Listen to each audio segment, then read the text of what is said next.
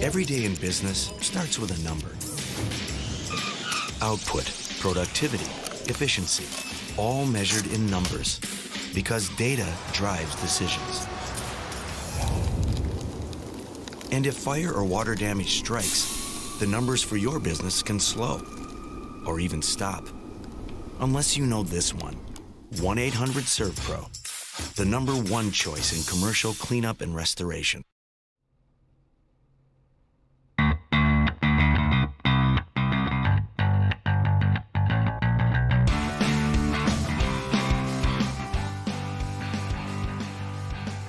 Ladies and gentlemen, welcome live to 3Y TV for tonight's Hacksaw PC's premiere series here in the American Sim Racing Series. We've got round 2 of the SERVPRO Wheelman Showdown here tonight from the last great Colosseum, Bristol Motor Speedway. It is the Thunder Valley 200. I'm Peter Short, and joining me in the booth here tonight, and also manning the cameras, is Mr. Carlos Acosta. And Carlos, it's Bristol, baby. Yeah, Bristol. It's always one of the tracks that I always kind of fear the most going into as a racer, but throughout the years, it's more of just hang on in the back. Well, not really hang on in the back, but just don't kill your car very early on. And of course, Peter, you've raced the Bristol. I've raced the Bristol. People watching here more than likely have also raced the Bristol. You may not have that. You may not have that option. So maybe somebody may already set that option for you, whether it's up ahead of you or behind you. You can get caught up in a wreck anywhere here in this racetrack. I mean, absolutely. This is a racetrack where things happen and they happen fast. The track can get blocked in an instant.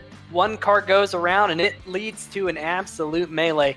It'll be something we'll have to keep an eye on here tonight. Of course, Carlos, we always have to watch tempers here because this racetrack tends to be very line sensitive. If everyone's on equal tires, usually everyone likes to be up towards the top of the racetrack after about 5 to 10 laps on tires. Of course, because it is just kind of a one-groove racetrack, it leads to a lot of contact. It leads to a lot of cars bumping and banging off of one another, fenders scraping against the wall. It should be really awesome to see this tonight because this is one of those racetracks where, you know, kind of going back to what you said, you either fear coming to Bristol or you just embrace it and go, man, we'll figure out where I end up at the end of the night. Let's see if we can dial up your current point standings here in the American Esports Premier Series, brought to you by Hacksaw PCs. And I'll tell you what, John Jenkins up there at the top, he is running away with things at the moment in that number 7 machine. Fantastic start to the season, getting the win.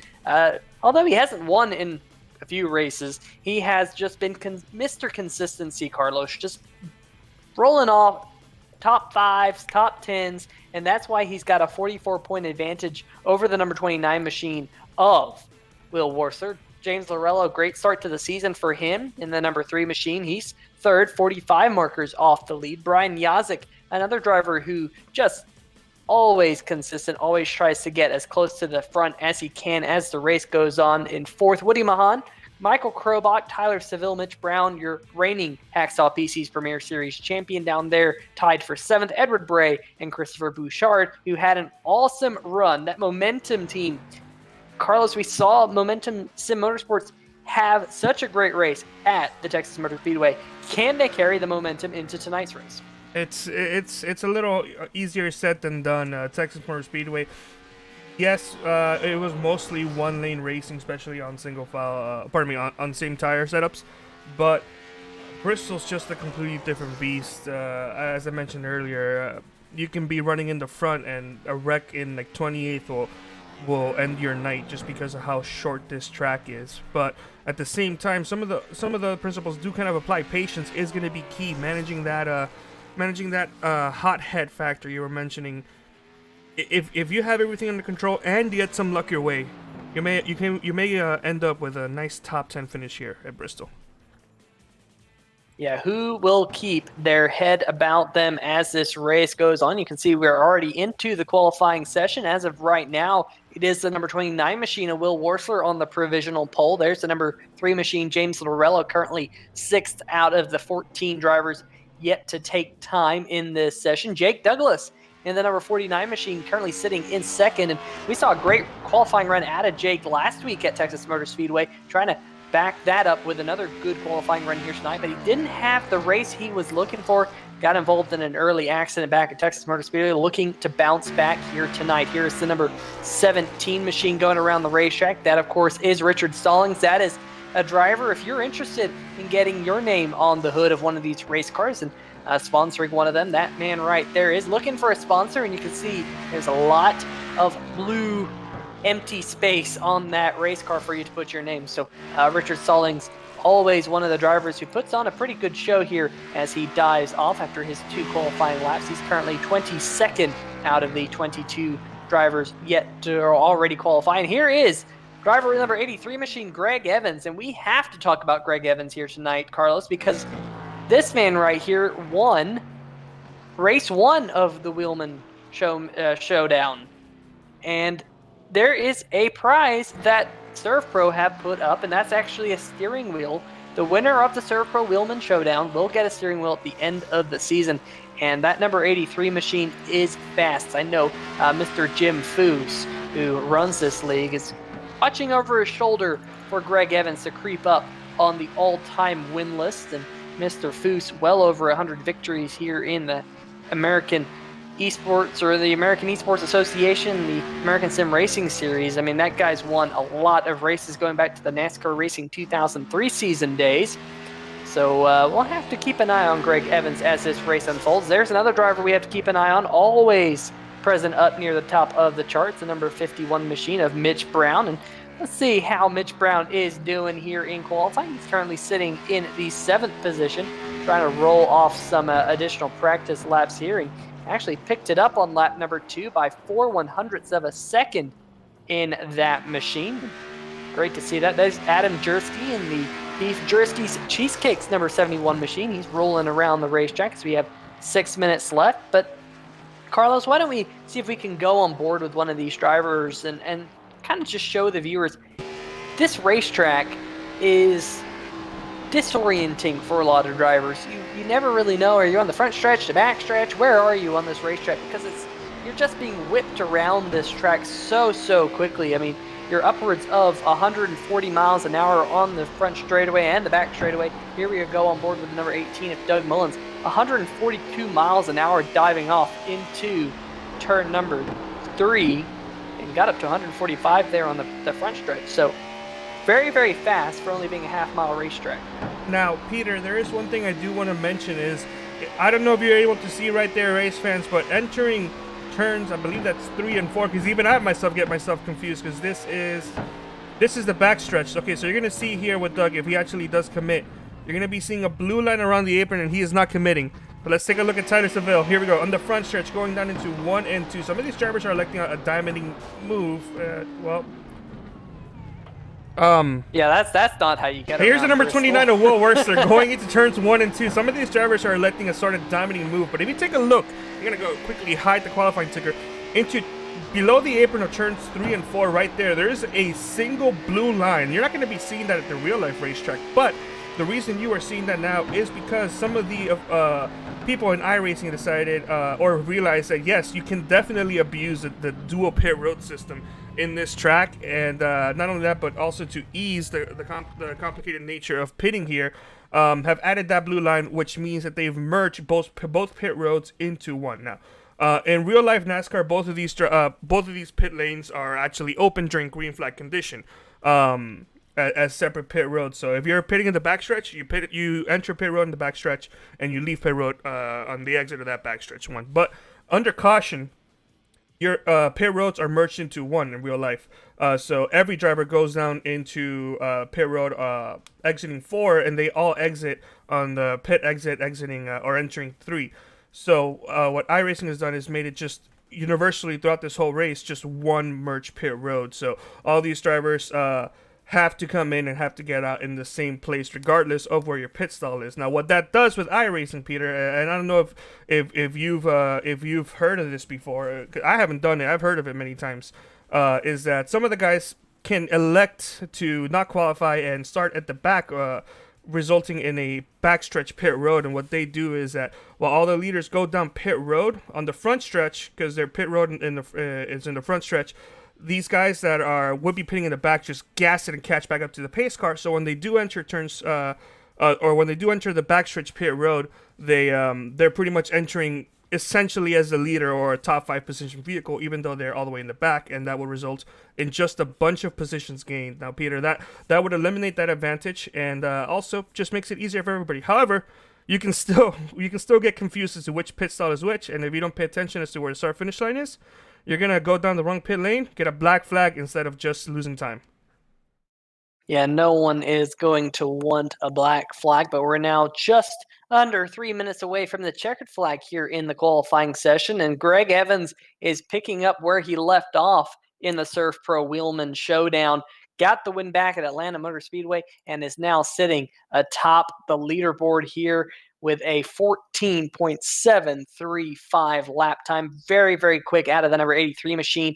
About 1/100th of a second faster than the number 29 of Will Warser, Jake Douglas, and Jordan Harnish. Good qualifying run for him in the 4th position. And Brian Yazik in the number 55 in P5 right now with a 14.817 lap. That's a good qualifying run for Yazik. Didn't quite expect the number 55 to be quite so high here in the qualifying session. I kind of liken Brian Yazik to Matt Kenseth. Remember Kenseth back in the early 2000s, Carlos, where he would never qualify well. By the end of the race, he'd always be up there and near the top. You picked a bad time to come to me as I was trying to just adjust my mic there. Yeah, unfortunately, I believe this was around the time where I wasn't actually following NASCAR, but I have heard many, many fantastic Matt Kenseth stories, including the one you mentioned. However, I just don't feel like starting in the back might be the best idea here at this track. But that being said, I'm not the championship contender, Peter. You are. You've done this many times, and I don't know, if you think starting in the back might be a good idea, then and some of these guys, might just come out of this with a good finish. Well, it's going to be really interesting, Carlos, because our current points leader, Mr. John Jenkins in the number 7 machine, he has yet to turn a qualifying lap here. He has a minute and about 13 seconds to do so, and as that clock continues to tick down. But he might be starting near the back of this 40-car field. And yes, it is a 40-car field here tonight at Bristol Motor Speedway. It will be absolute chaos around this racetrack, I am sure, but will be a spectacle to see. We got some people in the chat. We do have Mark Cohn in the chat, DMLC Racing Channel. We got to War Turtle Racing. That's Jay Crable's team. Jay making tonight's feature race in the number 87 machine. We got Nikki Warser rooting on. Will Warser Racing, Tyler Seville, Will Warser, and the number 18 machine of Doug Mullins in that machine. So pretty cool to see her in the chat, always making some noise. If you're in the chat joining us here on 3Y TV, make sure you make yourself heard. We'll give you a shout out as the race goes on. What are you guys expecting to see? Who's your pick for taking the checkered flag here tonight, round 2 of the SERVPRO Wheelman Showdown here at colloquially known as the last great Colosseum, Thunder Valley, whatever you want to call it. It is the Bristol Motor Speedway. Just now 5 seconds left. John Jenkins did not appear in qualifying. He'll be starting near the back of the pack. That will be a storyline we will have to keep an eye on here tonight, Carlos. But you'll see all the cars starting to grid up down there. It's a relatively short pace lap here around Bristol Motor Speedway, being just a half mile. We'll see if we can start going through tonight's starting lineup for the Thunder Valley 200, round 2 of the SERVPRO Wheelman Showdown. And it is your winner from round 1 of the SERVPRO Wheelman Showdown, Greg Evans, starting on the pole in that Chevrolet. It was outside the number 29 machine of Will Warser. Warser always fast on the short tracks. Had a spectacular finish here at Bristol Motor Speedway 1 year ago. Side by side for the win, Will Warser. Just having a spectacular race. I hope we see another side-by-side finish for the checkered flag here tonight. Row number 2 is the number 49 of Jake Douglas and the number 32 of Jordan Harnish. Brian Yazik in the number 55 will be on the inside of row number 3 with your reigning series champion Mitch Brown to his outside. Row number 4, the 28 of Troy Haight, and the number 50, Christopher Bouchard, one of those Momentum Sim Racing drivers who was oh so fast last week at Texas Motor Speedway. Row number 5, Jackson Van Valkenburg in the number 23 machine, and rounding out your top 10, the number 73 of Jonathan Holstein. Carlos. Yeah, oh, pardon me, I hit puberty there for a moment. Yeah, in row number 6, 11th place, number 24 of Alan Young with James Lorello on his outside. Jimmy McKee in the number 8. Going to be starting right alongside Jared Haggerty for row number 7. Row number 8 will have Tyler Seville in the number 11 with Danny Rogers in the number 95. Clarence Bonner and Cody Spiker, Cody, are going to be in row number 9 here. And row number 10, Grant Brown with Micro Crow back, Peter. Starting in the 21st position, Woody Mahan in the number 84. Adam Jersky in the number 71 to his outside on row number 11. Row number 12, the 34 of Kelsey Rogers and the 41 of Tim Knott. Ty Hester and Doug Mullins will make up row number 13.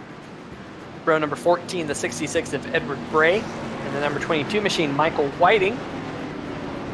Row number 15, we have the 04 of Mark Myers there, and the number 17 of Richard Stallings. 31st position, Jason Stewart. 32nd, Jay Crable. Starting on the inside of row number 17, he'll be the first driver not to take time, the 65 of Travis McDaniel, one of those Momentum Sim Racing drivers who also, oh so fast at Texas Motor Speedway, getting the W last week. John Jenkins to his outside. Your current points leader, John Broussard, Tony Schoen, 35th and 36th. 37th, Brandon Stokes. John Van Varellis will roll off in 38th. Jordan Berry, 39th. Sam Crow in 40th position here tonight. J.R. Bash, one of the alternate drivers, not making tonight's field. But Carlos, pace car lights are off. We're getting set to go green flag racing here at Bristol Motor Speedway. Pace speed 40 miles an hour around this half-mile racetrack. 200 laps, 100 miles to go here for what will be a spectacular show. Pace car dives onto pit road. The race is in the hands of Greg Evans. A little bit of a slow start by that number 83 machine. 29 of Will Worsler to his outside. And you're going to see these drivers dive off on the inside groove. In the first few laps, you see those sparks flying out the right side of the number 83 machine as they're on low tire pressure. You'll see those sparks disappear a little bit as the tire pressures go up, but Greg Evans was able to get his nose in front of Will Worsler here in the early going.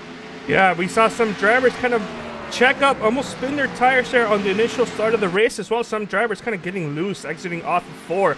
No cautions coming out yet, but this is going to be a race of attrition. It's something that was mentioned early on. I tried to actually say that word earlier, but I could not remember it. But yes, these drivers need to be able to be there at the end to have a good finish. And if you're not there at the end, then you're not going to have a good finish, Peter.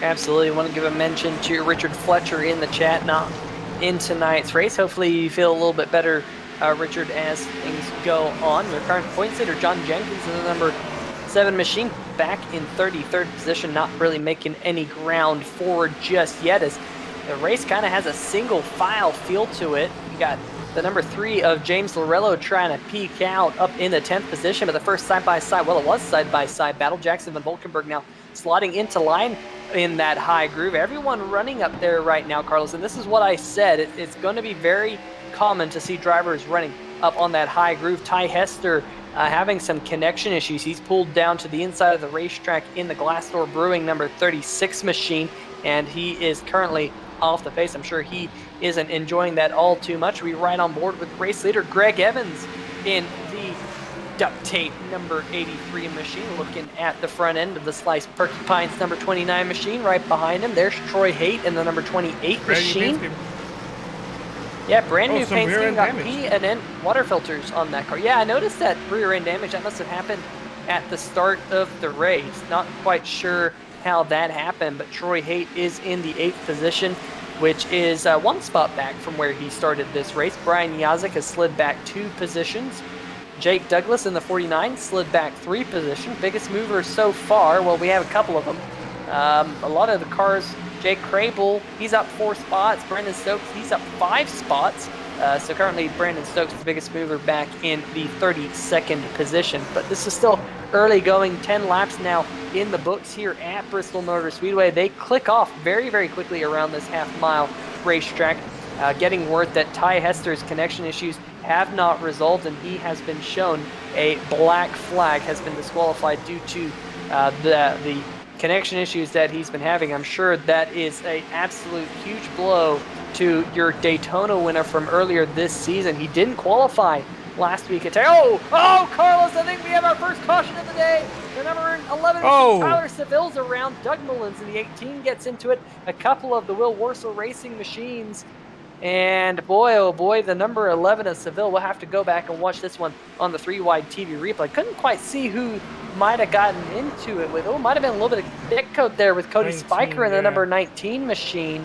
And you see him come back up the racetrack. Tim not getting a piece of it. Doug Mullins there.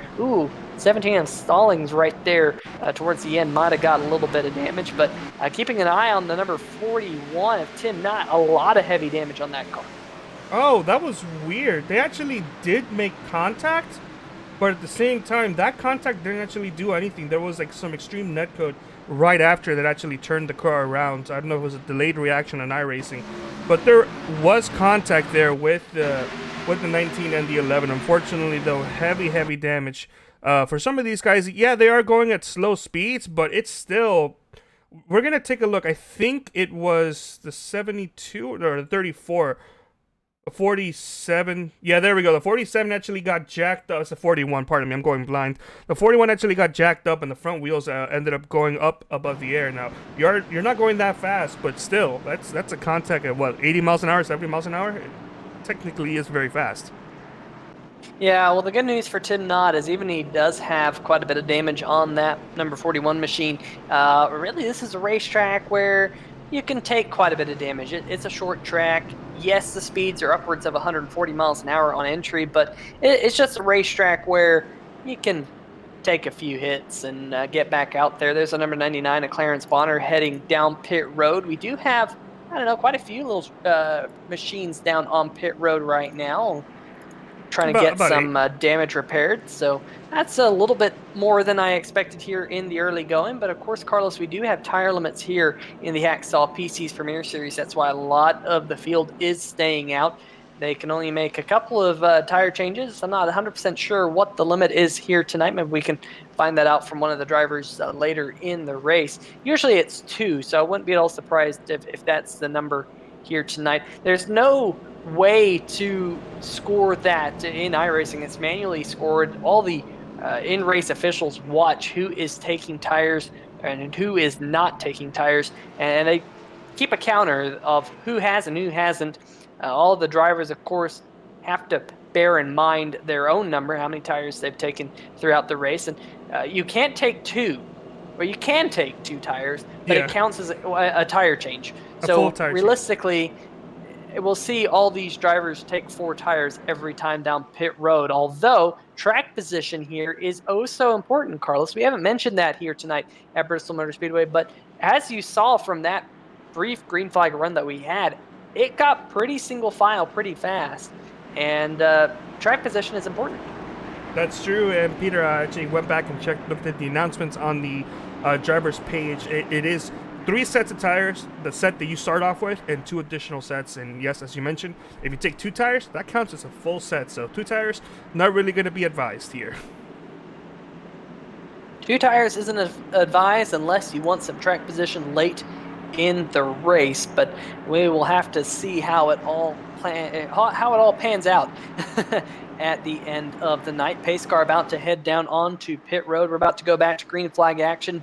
Race in the hands of the number 83 of Greg Evans. He's down and away. Great jump for the duct tape number 83. Will Worsler slots back into the second position right behind him. Look at Jordan Harnish in the Kirkwood Dispatch Services number 32 machine. He's going to slot into third. Mitch Brown trying to follow through into the 4th position. That's going to push Christopher Bouchard back into 5th. Of course, Bouchard started in 8th, so he's up 3 spots from the start of this race. Jake Douglas now back in 6th. Yazdik still 7th. 8th is still Haight.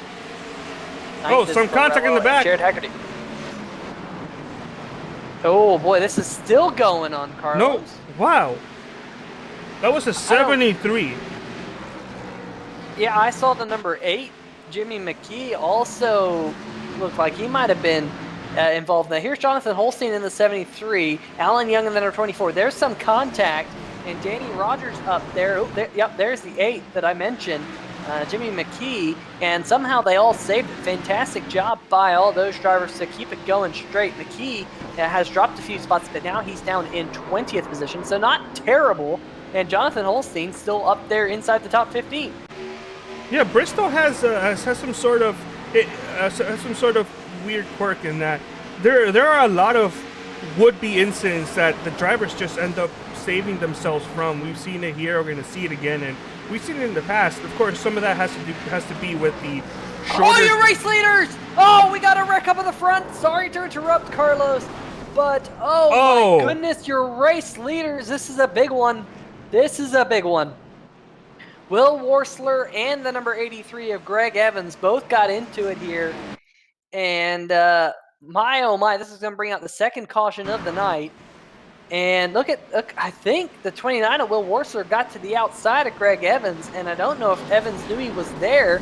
And whoa, look at Spiker, look at Yazek getting into the air. Cody Spiker getting into it. He was a lap down in the number 19 machine.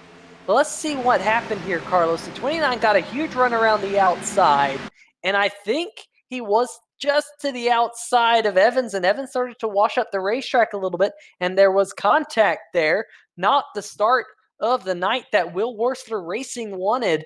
All three of their cars involved in accident. Oof, look at Troy Haight. Oh, man, Yazek coming right for our 3-wide TV camera there in turn number 1. Hopefully not too much damage on that 55HPPsimulation.com machine. The back half of the field slowing down and not getting involved. Looks like Will Worsler is going to bring down the number 29 Slice Porcupines machine onto pit road to get some of that damage repaired as we speak. He's going to be followed down by Jordan Harnish in the number 32 Kirkwood Dispatch Services machine. I hit the wrong button there. Let's take a look at it one more time. Yeah, you can see that is oh so tight, Carlos. I know that the 29's thinking he's going to be given a little bit of room up off the corner. I know the 83 didn't get the car high call until right at the very end, because the way that Will Worsler was getting a run up off the corner, they just had it coming together. Look at Mitch Brown in the number 51 Patriot Media Marketing machine, scooting through that one, just barely splitting the gap like the Red Sea's parted. And so Mitch Brown, I believe he will be your race leader in that number 51 machine. Indeed, he will be right there. Not a scratch on it. I'm sure he'll need a new pair of underpants. But Christopher Bouchard in the number 50, he also scooted through that melee to get up into the second spot. So he's +6 from the start of the race. Jake Douglas back into the top 3 in the third position. James Zorello +8. Jared Haggerty +9. What about Kelsey Rogers in the number 34 machine? He's +14 now. How quickly things change here at Bristol. Yeah, well, we're going to go ahead and take a quick break, and we will be right back with the restart, with the next restart.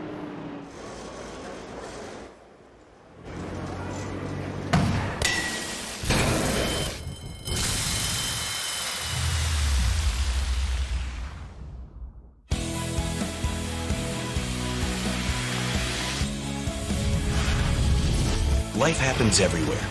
Like it never even happened, only happens here. The cleanup and restoration specialists at 1-800-SERVPRO and SERVPRO.com. All right, we're back. It was a very quick commercial from the fantastic sponsors over at SERVPRO, who have been, as I believe Jim has mentioned many times, coronavirus certified to clean up any type of the viruses, infections. That being said, for those asking about, it looks like we got another. It looks like they waved off the initial restart. But for those wondering where Jim is still working. It's just that he is doing off-track official duties alongside with Sam. Jim is going to be in the booth for any type of race that is bigger than a mile. I'm not quite sure if the plate races count, but for races shorter than that, he will be in the officials' place helping out. So we wish Jim and Sam and all the officials good luck tonight, because short tracks, it's always going to be hectic, and there are always going to be people that do not like the outcome of the race. Absolutely. You know, being an official in any sport, you're going to have people who are thankful for your calls, and you're going to have people who are not so happy with your calls. It's just the nature of officiating, and it, of course, happens here in racing as well. And hopefully you don't make too many enemies here tonight, Jim. But it's been a bad start for your top two finishers from the first of the SERVPRO Wheelman Showdown event at Atlanta. Greg Evans got the win. Tyler Seville finished second. Both of those drivers now being involved in accidents here in the early going. John Jenkins, he finished third in that race in the number 7 machine. He started at the back, but we're back to green flag racing. Jenkins up to the 20th position in the Max Pappas Industries number 7 machine. Great to see the MPI car out there here today. Brand new paint scheme on that car, but the number 51 of Mitch Brown has scooted away up at the front, pulled Christopher Bouchard with him up in, clearing the number 49 machine of Jake Douglas. Douglas still back in third. Jared Haggerty in the Cheerwine number 6 machine. He's gotten now up into the top 4 in that car. Great looking Cheerwine machine. Yeah, good run by the 6. Also good run by some other drivers who we've been normally seeing sort of in the middle and the middle of the pack around this early point of the race before they find themselves up towards the front. But yeah, the Mitch Brown got himself up to a pretty big lead entering turns 1 and 2, and it looks like he actually kind of lost some of that. But Christopher Bouchard is kind of like just staying around the same pace as Mitch. So the current top 3 kind of checking out from the rest of the field as everybody's getting single filed up now. It's going to be harder to get those positions passed very cleanly, just mostly because of the fact that that outside line is taking away all the momentum. So as you see there with 34 can drive it faster using the inside line, but he cannot use that whole racetrack because the 72 is up high, and therefore that advantage is going to be going to the outside vehicle. Peter, you're a championship contending driver. What's your number 1 recommendation of passing of Bristol? How do you set that up? Patience, patience, patience, patience. Really, the way I like to pass at Bristol is let the car in front of you try and pass the car in front of that person, because that way you're going to be able to get to the right rear quarter panel of the car. The other way is if they start to just dip a little bit lower on the racetrack, just shove your nose up there in the high side. If it's late in the run, you can sometimes beat them up off the corner if you've saved your tires, get the power down just a little bit sooner. But you have to be patient. We're back under caution. Not quite sure what the caution is for. We'll have to see. Oh, the 29, Will Worthler, possibly going around again in the Slice Berkey Pints machine. He had the number 99 Clarence Bonner to his outside. Oh, that's and just coming together up off the corner, and a little bit of net code. Oh, killing the green cone. Rest in peace. And showing the University of Northern Ohio down there. Let's see what happened here from the helicopter cam. Worstler down there in the bottom, and I know this is not the start to the race that Will Worstler was hoping for. Just moves up off the bottom of the racetrack, and it looks like, maybe just a little bit of net code there, Carlos, between them. Just not giving enough space for the iRacing service, and there's the boink right there off the sign. Take a look how close he was actually hitting the pit wall separator. I don't actually quite know what it's called. Let's go back up full speed there. He was losing some speed. Does have some heavy damage. And I think that they would have made some contact regardless, but I'm not sure if the actual contact they would have made would have turned them around. Well, that was close to hitting that, but still hit that inside wall. So heavy front end damage. He no longer has a front bumper. He does still have a hood though. I'm not quite sure what you call that. But Peter, going back to what you were saying, I have another suggestion as to how to pass somebody. And that's just pressing the good old L2 button. L2 to intimidate. That's the way to do it. You can also use that chrome horn to give, a little bit more rival points between you and the car in front.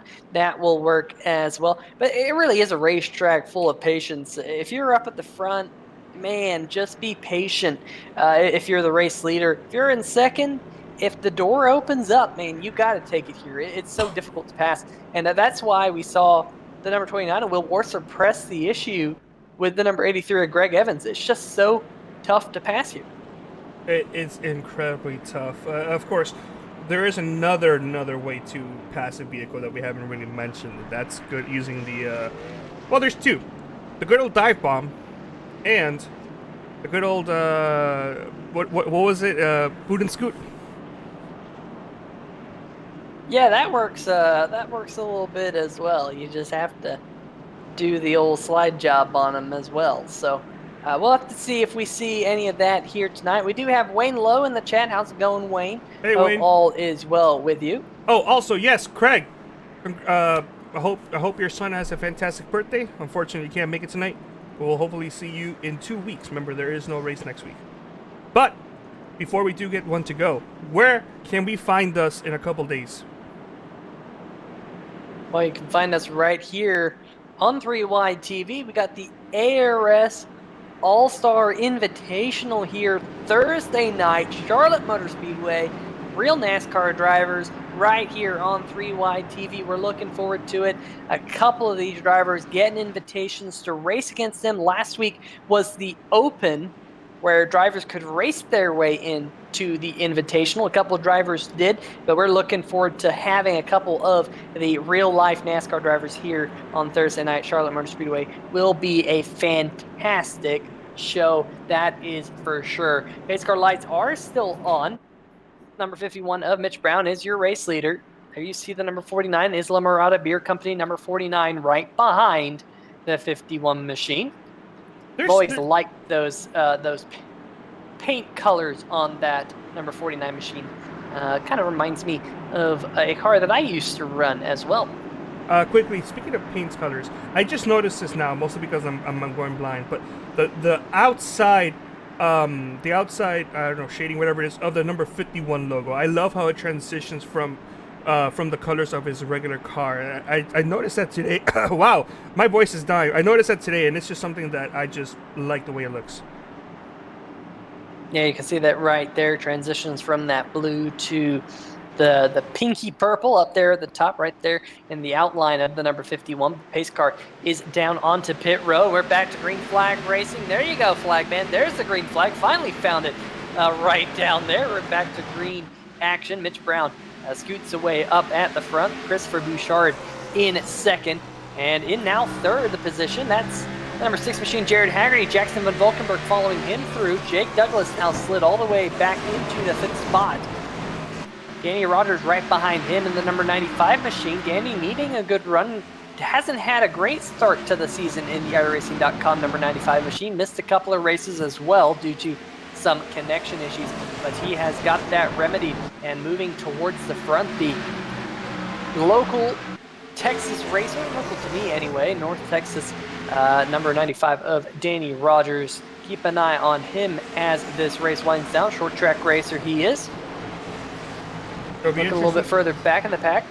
Pardon me. It'll be interesting to see what Christopher Picard might have for Mitch Brown. I don't know who was able to notice this, but Mitch Brown did not get off to the best restart. At least, well, he didn't get off to the same type of caliber restart he had the previous attempt. And number 50 actually kind of thought about driving in deep and maybe getting an attempt at a dive bomb. Unfortunately, backed out. But the 50 is right there, right behind the 51, and it'll be interesting to see if he has anything to. It'll be interesting to see if he can do anything to maybe get that lead. We saw Will Wursler and the 83 Greg Evans battling side by side, unfortunately making some contact for the lead. We'll see if these guys can do it better or if it may result in the same type of situation. I'll tell you one driver we need to keep an eye on. It's his Momentum Sim Racing teammate, Travis McDaniel, in the number 65 machine. Got the win last week, Texas Motor Speedway. He's now trying to get underneath the number 8 machine right here. Of course, the number 8 driven by Jimmy McKee, unable to do anything with him just yet. He does have the number 72 of Michael Krobach.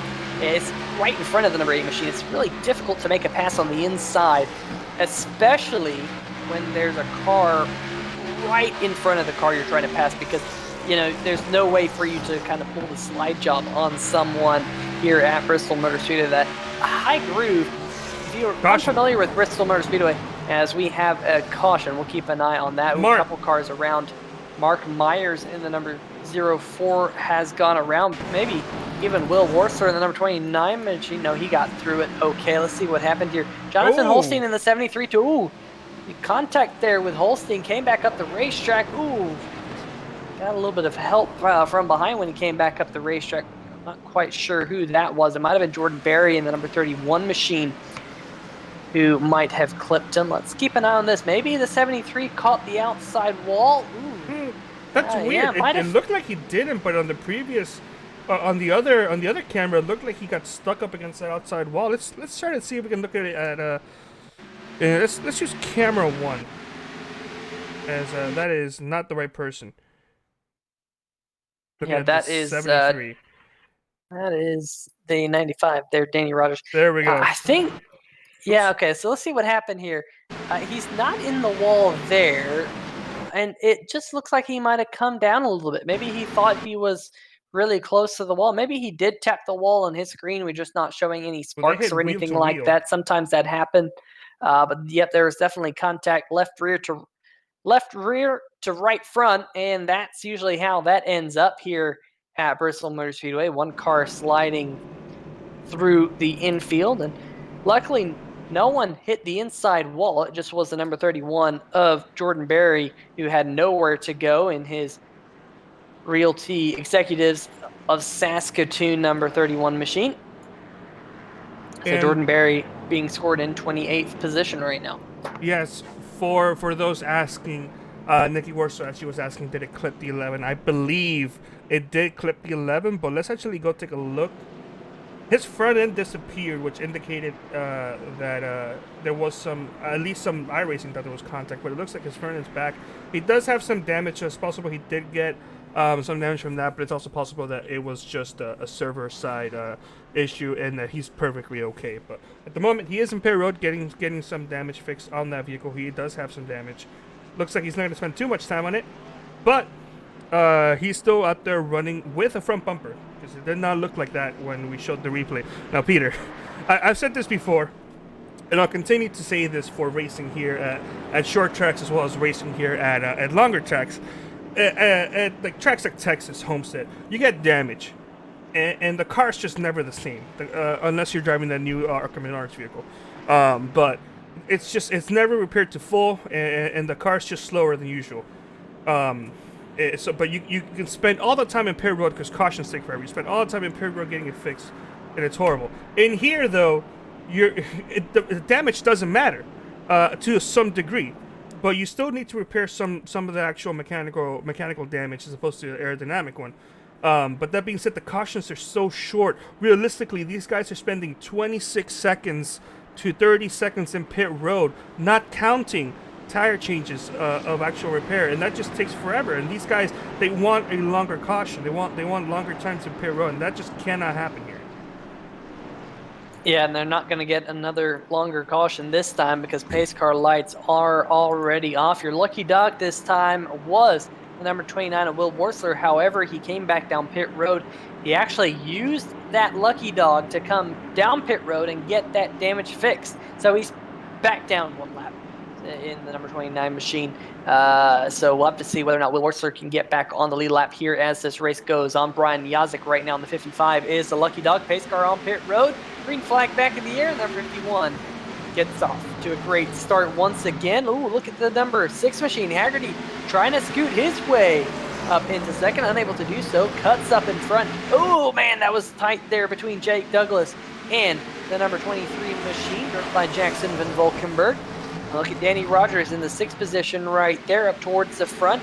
And, ooh, the number 17 machine of Richard Stallings, he's actually one lap down in that car. Kelsey Rogers to his outside.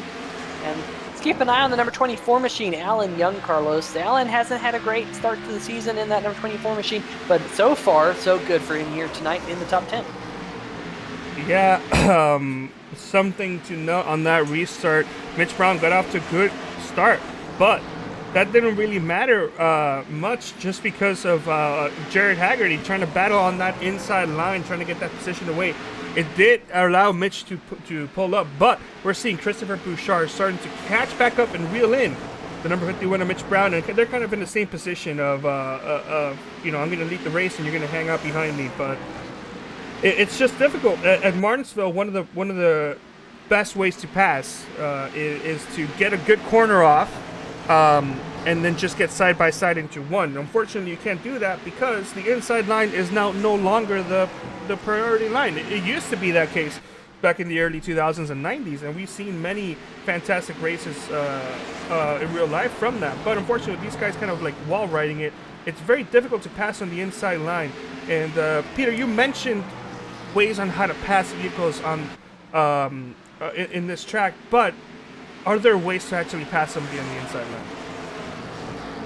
There are, but you really have to wait for the tires to completely wear out. And going back to one of the methods I said to make a pass here is you just wait for the car in front of you to try and make a pass. Well, that's what Jackson Van Valkenburg did on Jared Haggerty, and he's now all the way back to 7th. Meanwhile, Jake Douglas in the Isla Morada Beer Company number 49 machine, he did one of the other methods to pass, and that is the slide job. Douglas drove it down hard off into turn number 1 and 2 last time by, and did get around Jared Haggerty, just slid up in front of the Cheerwine number 6 Toyota Camry, and now he has set sail in the 3rd position, trying to run down Christopher Bouchard in the number 50 and the 51 of Mitch Brown. Laps continue to tick off here.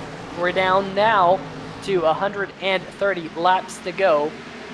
Just 65 miles around this half-mile racetrack. It's the fastest half-mile in the world. Ooh, a little bit of connection issues there up at the very front. Christopher Bouchard just kind of blinking out just a little bit in the number 50 machine. Now we're seeing the 6 of Haggerty getting the outside wall a little bit coming out of turn number 2. That's opened the door for Danny Rogers. Rogers using the inside groove. He's going to slide up. So I wonder if we're starting to see that point, Carlos, that I was talking about a little bit ago.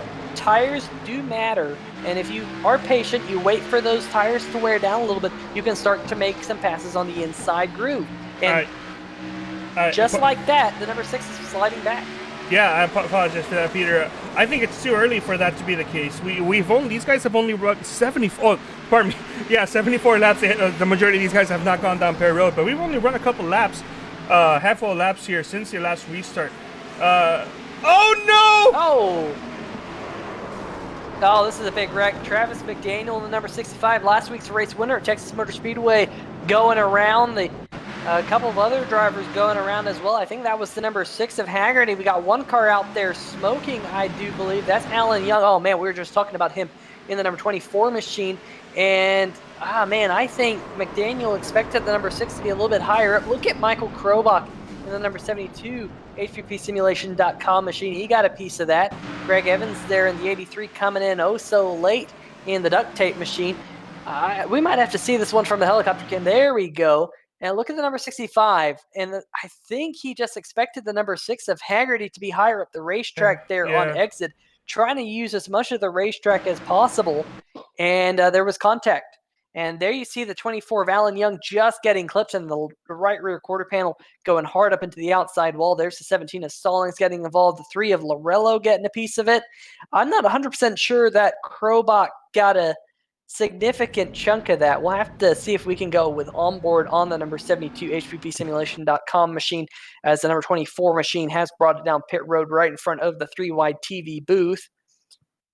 Alan Young still smoking. We'll have to see if that crew can get that car back out on the racetrack here shortly. Here we go on board with the 72 machine. Coming out of turn number 4, there's the initial contact. He slows down, sees all those cars spinning. He got a piece of it. And I think he'll be okay. There you saw the number 7 machine. Remember, the number 7 comes into tonight as your points leader. John Jenkins started near the back of the field, has now worked his way up into the top 10. In fact, the lucky number 7 is running in lucky number 7 positions. So John Jenkins, 34th to 7th here in the first half of this race. Got Max Pappas Industries on the hood, MPI.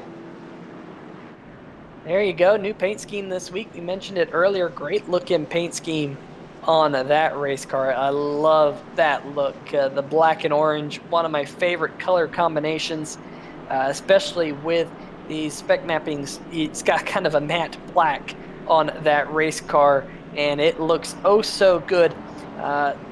Ty Hester in the chat saying, man, at least I got to run 4 laps, had some connection issues, didn't even have a chance to clear it up. So that's very unfortunate there.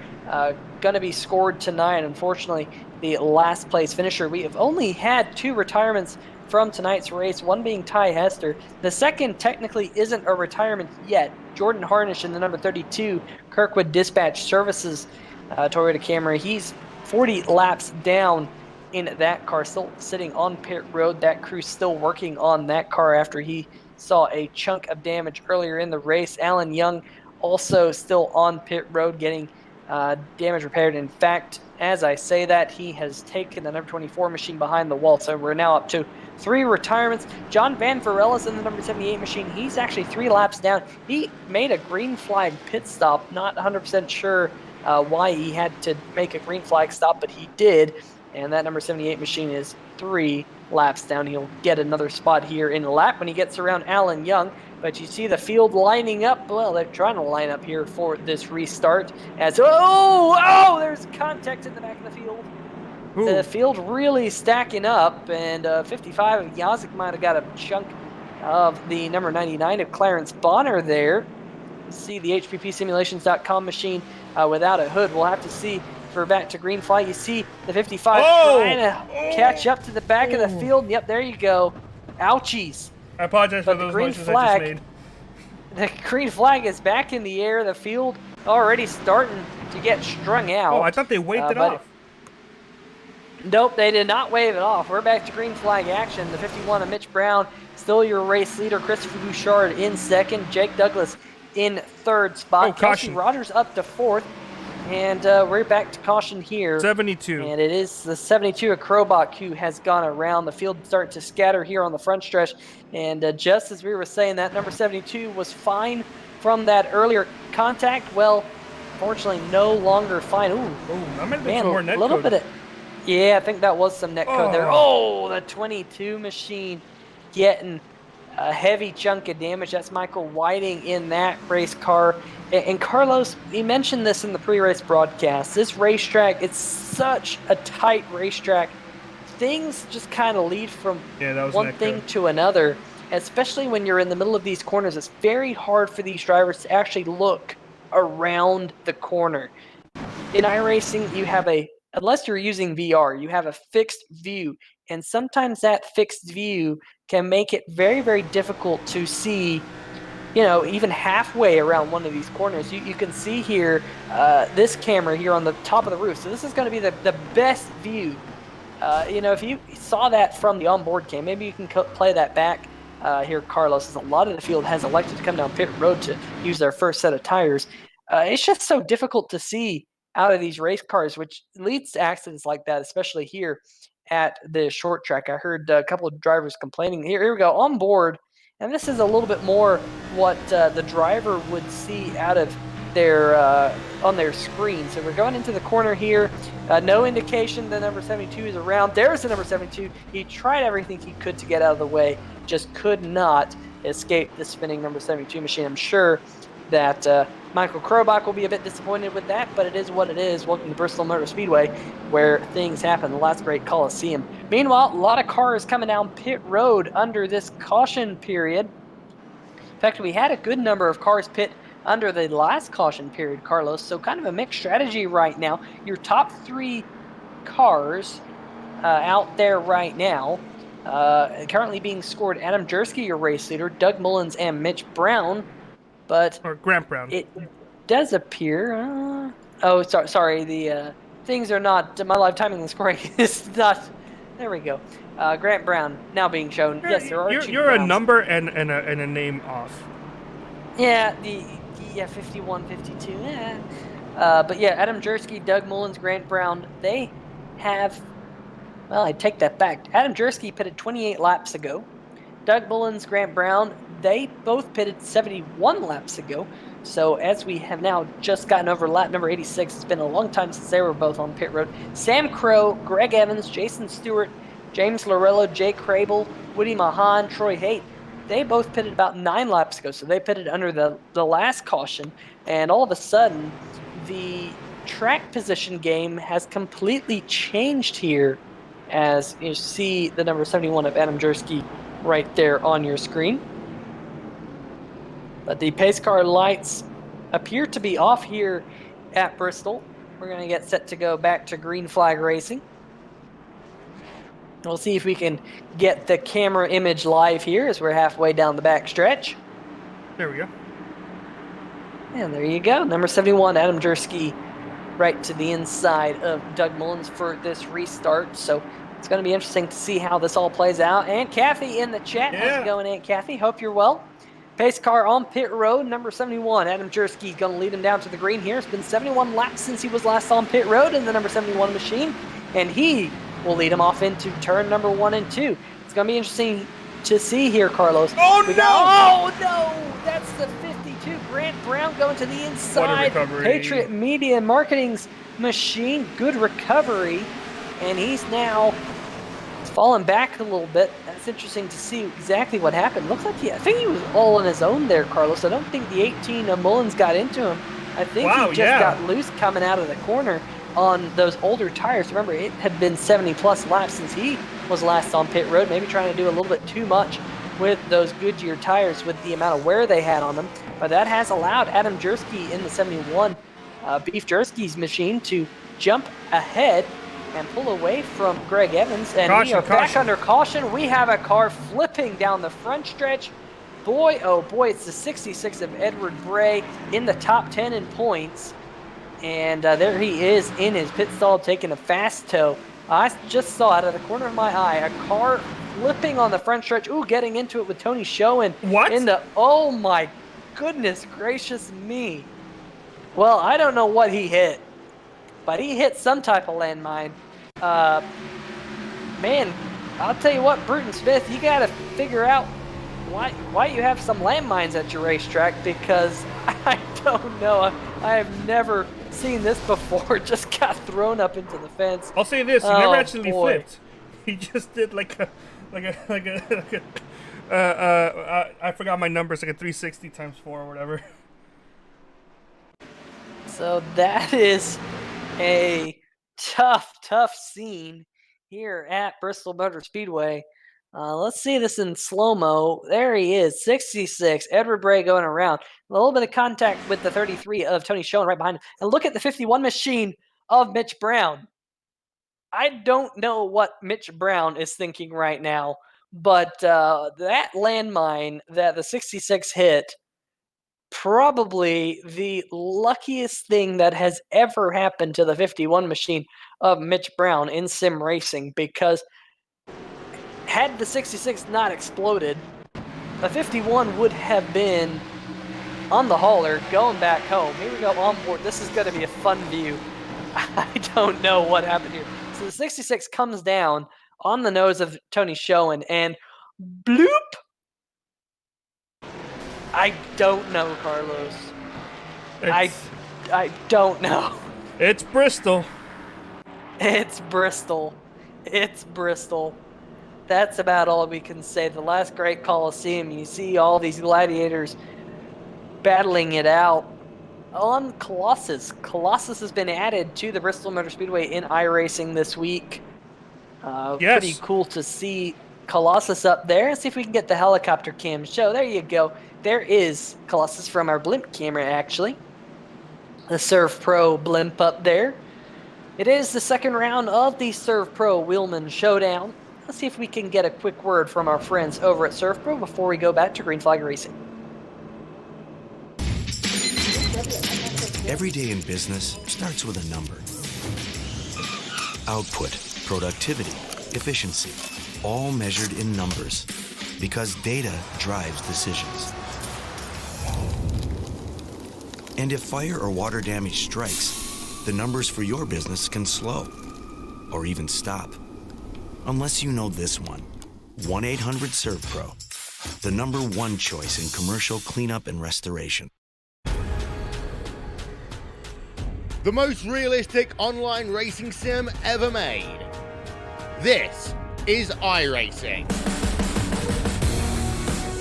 Detailed laser scan tracks, fully dynamic real world cars, and over 50 series to choose from. 6 online world championships offering over $100,000 in annual prizes. This is the original esport racing game. This is iRacing. All right, folks, pace car on pit road. We're about to go back to green flag racing, just 4 laps away from the halfway mark here in round 2 of the SERVPRO Wheelman Showdown. Adam Jersky in the number 71 machine trying to skip ahead of the pole sitter, the number 83 of Greg Evans, involved in an accident earlier, but he's going to get that machine back up to the front. Looks more akin to a modified than a Cup car here in the Hacksaw PC's Cup Series, but boy, oh boy, Greg Evans, your race leader, and caution flag back in the air, and it is Troy Haight in the number 28 machine backing into the inside wall here on the front stretch. Unfortunately, got new paint on that number 28 machine. Let's see what happens. 72 Michael Krobach around the outside, and man, looks like Troy Haight might have just got on the throttle a little bit too much there, and got it into the inside wall. One thing I have been watching as this race has been unfolding, Carlos, is the track temperatures up to 109 degrees Fahrenheit, so that will cause these race cars to be just a little bit more slippery, and yep, you saw that right on board with the number 28 of Troy Haight. P&N water filters machine, just a little bit too much gas, and we are back under the caution flag. We'll have to see who will be the lucky dog. Looks like we got people in the chat asking about that. Looks like on paper it will be Will Worsler, who is currently sitting on pit road in the number 29 Slice Porcupines machine.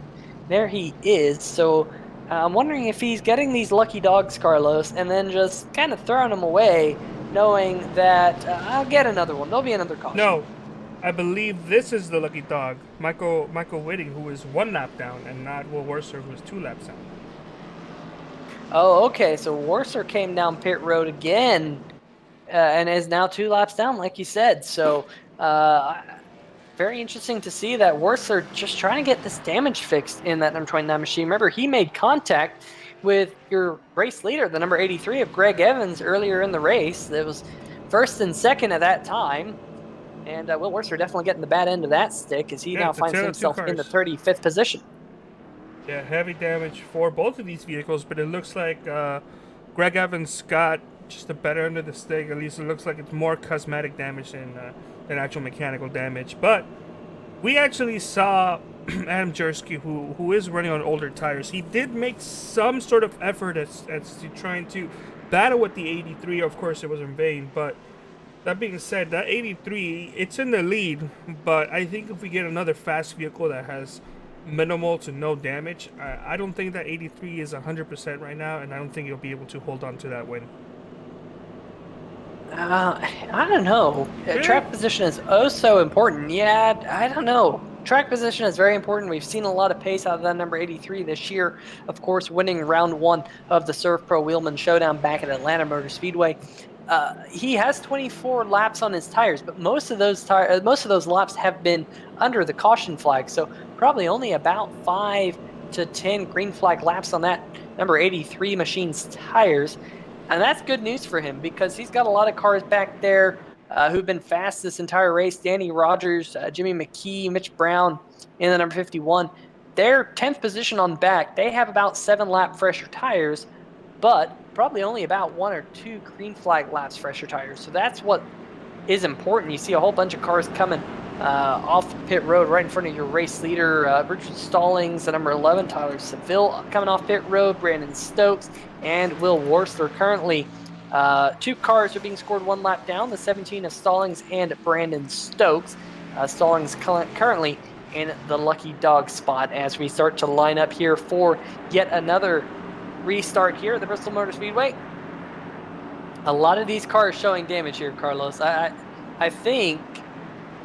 think we've just about got everyone in the field at some point here tonight.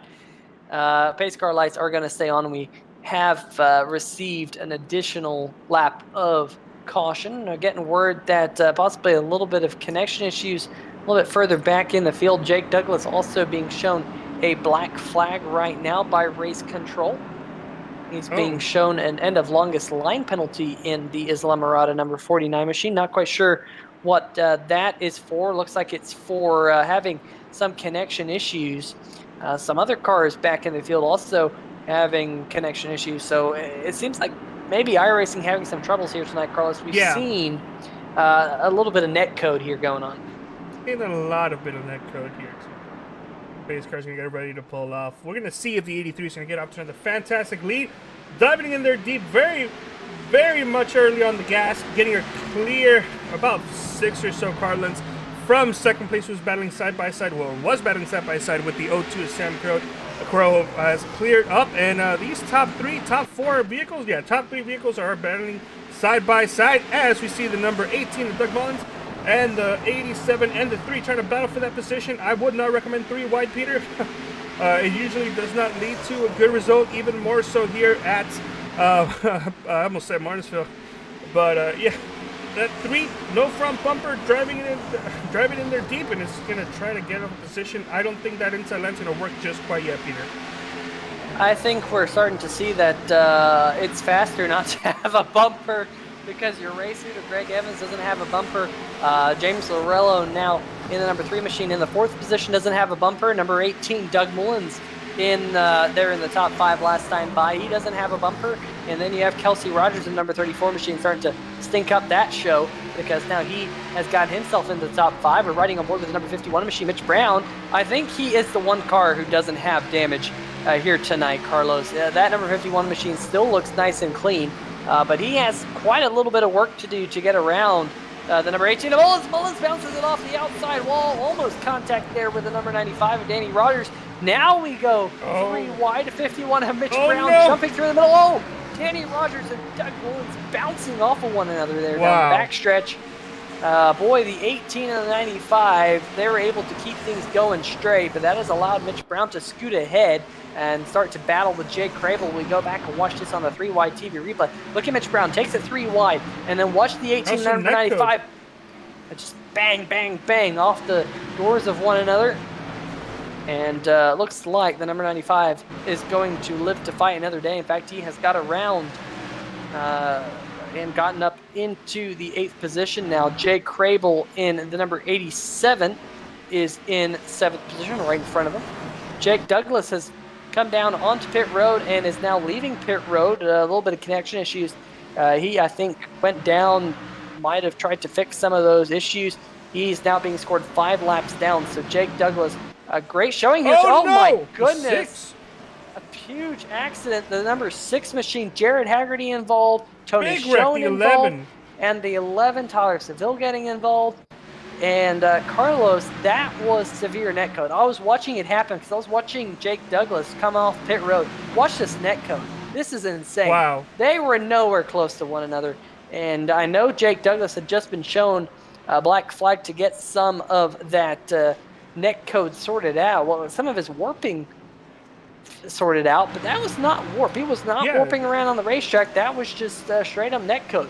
iRacing must be working on something top secret right now, because we usually see netcodes usually the week of a major event such as the 24 Hours of Daytona or a 24-hour race, or when they're testing out, brand new updates, which we have been seeing a lot of updates with iRacing. This specific build itself, of course, especially getting a lot of pressure from TV networks for the Cup drivers racing as well as things like that. But it's just weird to have this much networking issues, especially at a track like Bristol. This is absolutely the worst track to have this happen to you. Maybe another one would be one of the super speedways, because close everybody is. It's just unfortunately just one of those nights. It's Bristol, baby. It's Bristol. It's Bristol. That's what you can point the finger at. Unfortunately, Jared Haggerty in the Cheerwine number 6 machine had such a good night going in that machine. Doesn't have a hood anymore. Looks straight up like a modified, he's is also billowing out smoke. I'm sure he won't be so cheery. Maybe he'll need a glass of wine in that car. Unfortunately, the number 49 machine has been shown a black flag from tonight's race, possibly due to connection issues. Tough break for him. You see him dive down onto pit road there. I'm sure he's not too happy. I'm sure he's not even seeing it on his end after that heavy collision, which was all netcode based. So a tough break for Jake Douglas. I know I've been there. I've been in that situation. It straight up sucks. There's nothing you can really do about it. But, that's one thing we have to fight as sim racers. That is really our main technicality, is the fact that we can't really blow a motor unless we get involved in an accident. We can't have some crazy suspension failure. We can't have some, other random failure, as long as the car is in one piece, that is. But we can have random internet issues, and it happens. I guess it trades out. Yeah, it definitely happens. And sometimes you're on the bad end of the stick, and it goes back to what we said earlier. As officials, make a call, and some drivers like it, some drivers don't. I'm sure Jared Haggerty would be on the end where, hey, yeah. And then you have Jake Douglas on the opposite end of the spectrum. It's just tough for him, especially Jake Douglas and Haggerty both having great runs here tonight at Bristol Motor Speedway. But the pace car lights are off. We're going to get set to go back to green flag. It will be 81 laps to go when the green flag is thrown. Remember, a lot of these drivers still have one set of tires left for these race cars. Your race leader, Greg Evans, was your pole sitter. Involved in an accident earlier. Used a little bit of pit strategy to give himself track position. Now back up at the front, green flag back in the air. And he is down and away. That 83 on the loud pedal. In fact, Sam Crow in the 02 machine. Haven't really mentioned Sam Crow, but he used a similar pit strategy to the number 83 machine, and now he's into the second spot. Those are both teammates there, the 83 and the 02. And beat Jersky machine of Adam Jersky in the 71, trying to get around the 02, and here comes Kelsey Rogers, and Rogers needs a good night here tonight, Carlos, coming into tonight 20th place in points on the bubble. Remember, the top 20 drivers are automatically qualified for each event. So we talk about the 20th position in points like the bubble, and it's important. Last week we had 58 drivers take time for only 40 spots. This week we only had about 45, 46, but it does fluctuate week to week, and it can be very, very important for you to be in the top 20 points. And Kelsey Rogers doing good here tonight with a top 3 so far. Yeah, somebody get this man a sponsor, because that car is plain and barren. And guess what? Kelsey Rogers, he is not having so far that good of a season. But week in and week out, we always share this car just because Kelsey Rogers always tends to do something special. Oh yeah, Kelsey Rogers is a fantastic driver. I mean, last year we saw so many good runs out of Kelsey. He has had a rough start to the season here in the Hacksaw PC's Premier Series, but that's not really been of his own doing. He's been caught up in a bunch of melees, a bunch of accidents, and here he is trying to get the second spot from Adam Jersky. Yeah, side by side, the number 34 is trying to do the best he can to get that second place position, but that inside line is just very difficult, and these guys are trying to drive it clean. But unfortunately, that's a side effect of trying to pass somebody here. You're gonna get pretty much trained over, as he's lost already one position, might lose a second one to the 51, and if he can't get to that outside line, he'll be losing more and more spots. It's pretty much the inverse of Martinsville. You get stuck on the outside line, you're gonna be just dropping all the way back until you can find an opening. Happened to me last night with the 3-wide race I was in. I couldn't get to the inside line, and I kept on dropping positions back. As side by side they go here with the number 3 and the 71, as a common factor appears to be the 71 of Adam Jersky, and the outside line appears to be holding off any challenger that appears to be trying to get that second place position. And remember, Adam Jersky now 72 laps on his Goodyear tires, 20 lap older tires than the number 3 of James Lorello to his inside. Of course, some people probably saying, well, Lorello has a front bumper, or Lorello doesn't have a front bumper, excuse me. And maybe that's why he's having difficulty getting by him, but he does clear him. And so Lorello going to move up into second, at least for now, because Mitch Brown in the Patriot Media and Marketing Services Toyota here charging to the front. Here he's got around the number 71. He's now into third in that car here in round 2 of the SERVPRO Wheelman Showdown, the Thunder Valley 200, living up to the Thunder portion of his name, and an absolutely crazy night so far. Hopefully things get a little bit quieter here in the last 68 laps, but we're basically lining ourselves up for a showdown up at the front. A lot of these drivers still have one set of Goodyear tires sitting on pit road. Who's going to come down and use those tires? Who's going to not use those tires for the remainder of this race? But the number 83, Greg Evans, doing a good job up at the front of the field. Still pulling away just a little bit from the cars behind him. Mitch Brown and James Lorello. Remember, Lorello off to a fantastic start to the season, up there in the top 4 or 5 in points. Hey, Peter, you mentioned you wanted things to get quiet, but why don't we just make it a little bit louder? We're going to go ahead and listen into the sights and sounds of Bristol Motor Speedway.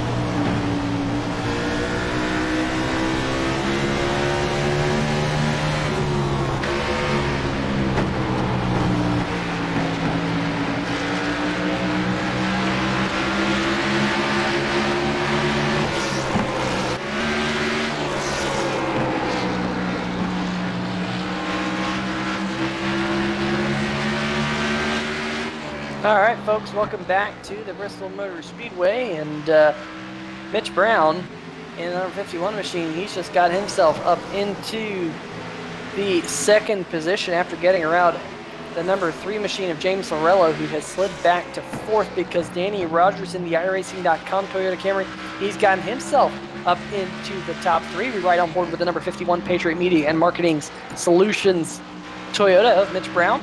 Trying to close in on the duct tape, number 83, who needs quite a bit of duct tape on that car. It's been beaten up, every single fender crinkled in on Greg Evans's machine, but he's really, really fast. Started this race from the pole. Mitch Brown is closing in just a little bit. We'll see what lap times are like this time at the line. Greg Evans running a 15.63 to Mitch Brown's 15.616, so not much of a difference, but that number 83 is starting to catch up to some heavy lap traffic.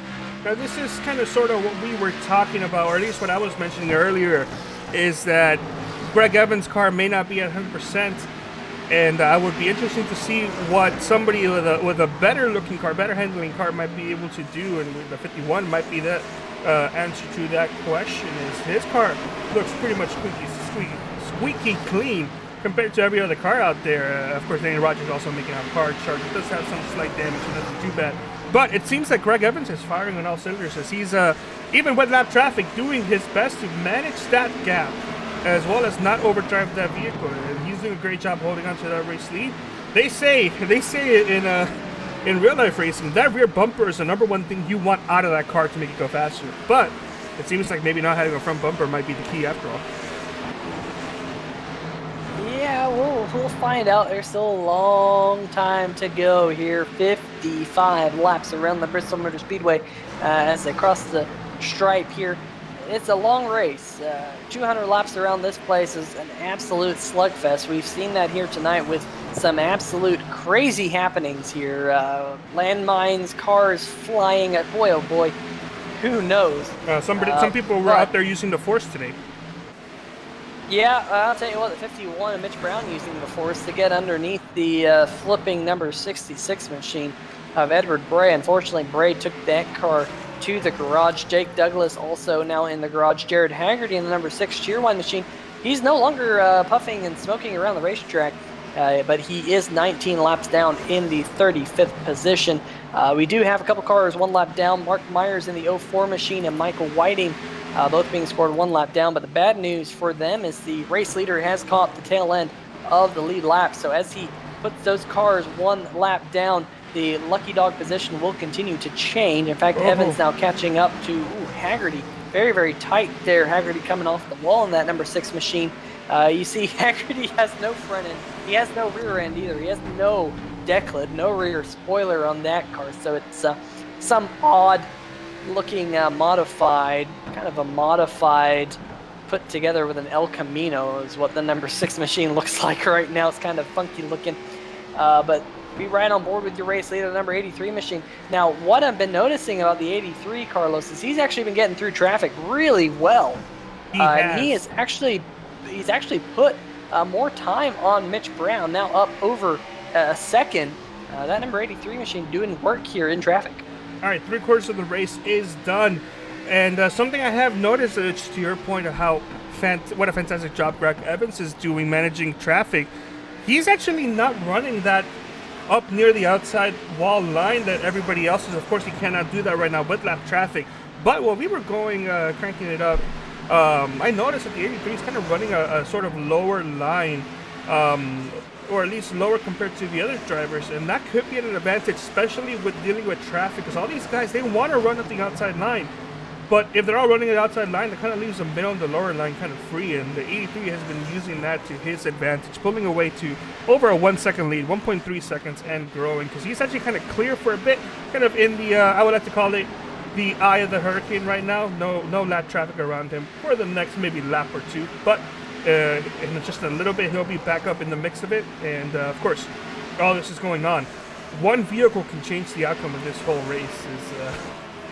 Any of these guys make a mistake in front of him, and all that position that the 83 has got may be lost, or even worse, he may get involved in a wreck, as I almost saw happening there with the 6 when he just didn't go up high all the way. And it's still very close. 44 laps to go. It'll go by quick, but at the same time, anything can change very, very quick. Yeah, and Danny Rogers getting himself up into the second position in that number 95 machine. It looks like the number 51 machine of Mitch Brown got stuck behind Jay Crable, and unfortunately, Crable slapped the wall just a little bit, and Mitch Brown had to check up. And when he did so, he lost quite a bit of time, and Danny Rogers had to check up too. Rogers now finds himself 2.5 seconds behind your race leader, Greg Evans. So Evans mowing him down and also getting a little bit lucky out back. Now he's in some heavy traffic. Last time by Danny Rogers was about 0.8 of a second faster than your race leader. I don't like this. Oh man, we're 3 wide. And Greg Evans backs out of it. Remember Sam Crow, folks? Remember he was up there, and Adam Jersky? Well, they're about to go a lap down. Remember, they were in the top 3 under that last restart. Jersky now to the outside of your race leader, the 83 of Greg Evans, and Evans is going to slide on by here pretty darn quickly. So Jersky now finds himself 1 lap down. Same thing with Sam Crow.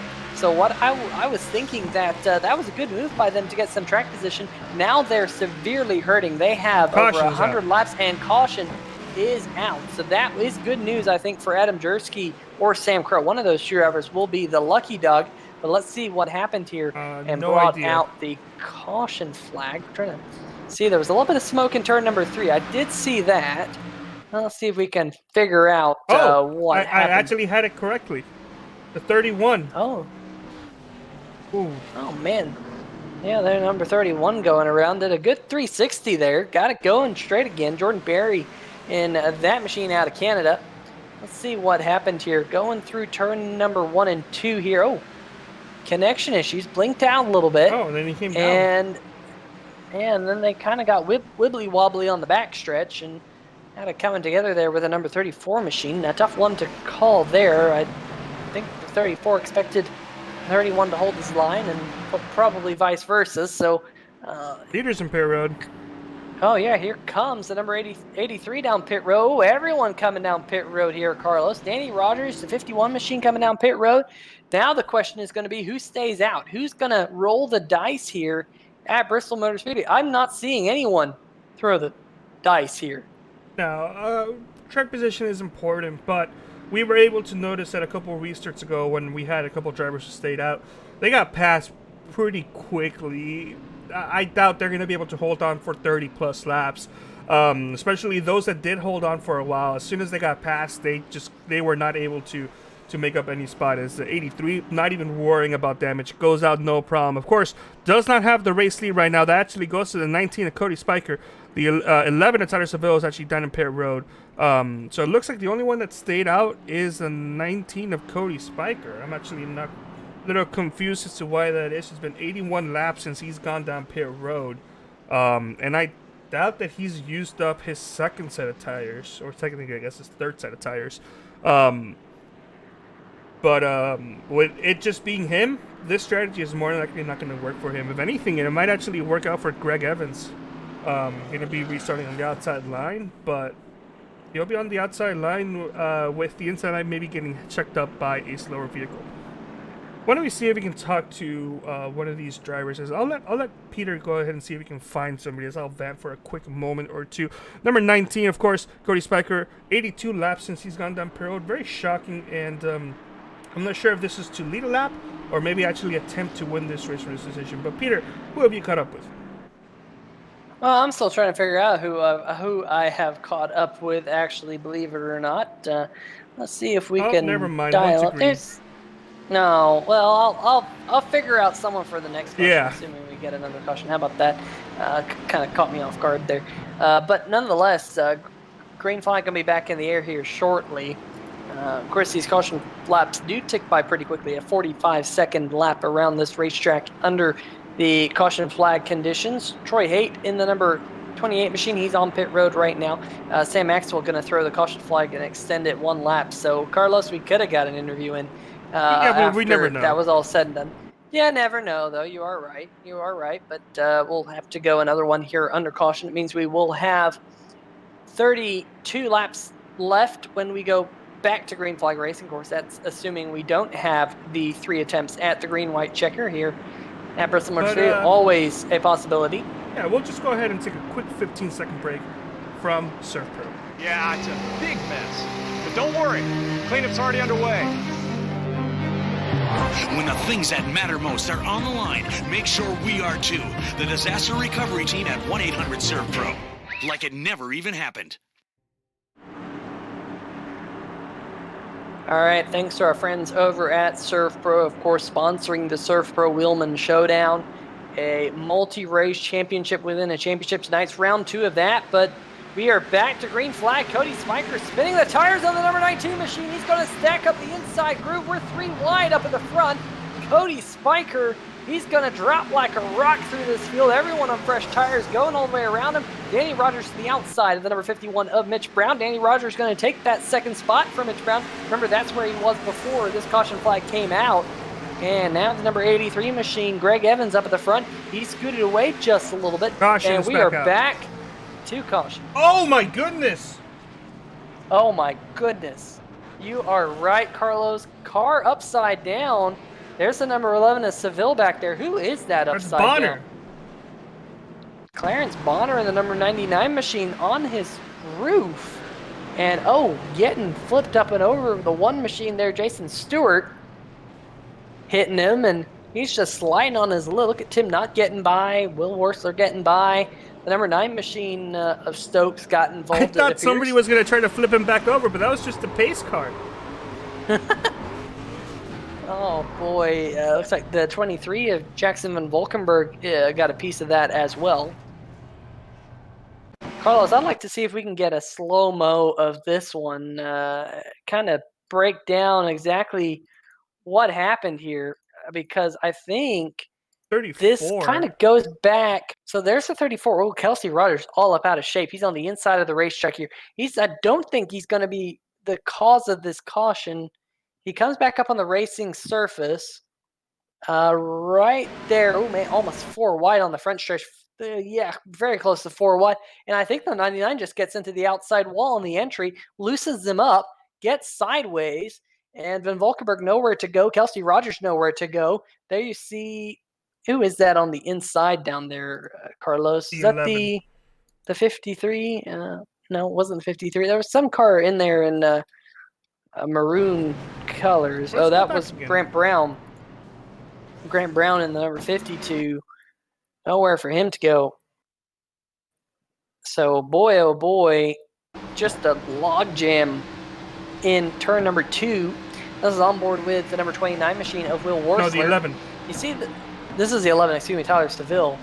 And you see, oof, yeah. Oh, no. Oh. It's not been the night for Will Worsler Racing for sure. Will Worsler being involved in accidents, Tyler Staville being involved in accidents. I mean, it's just been a rough night for that team. There you see the number 11 machine. No hood on that car now, so it is straight up modified. That might be the advantage. Watch the 11's going to win this race now. I don't think so, unless they put some of those modified tires on that car where the right side's like 3 times as big as the inside tire. I don't think they're going to put in special tires.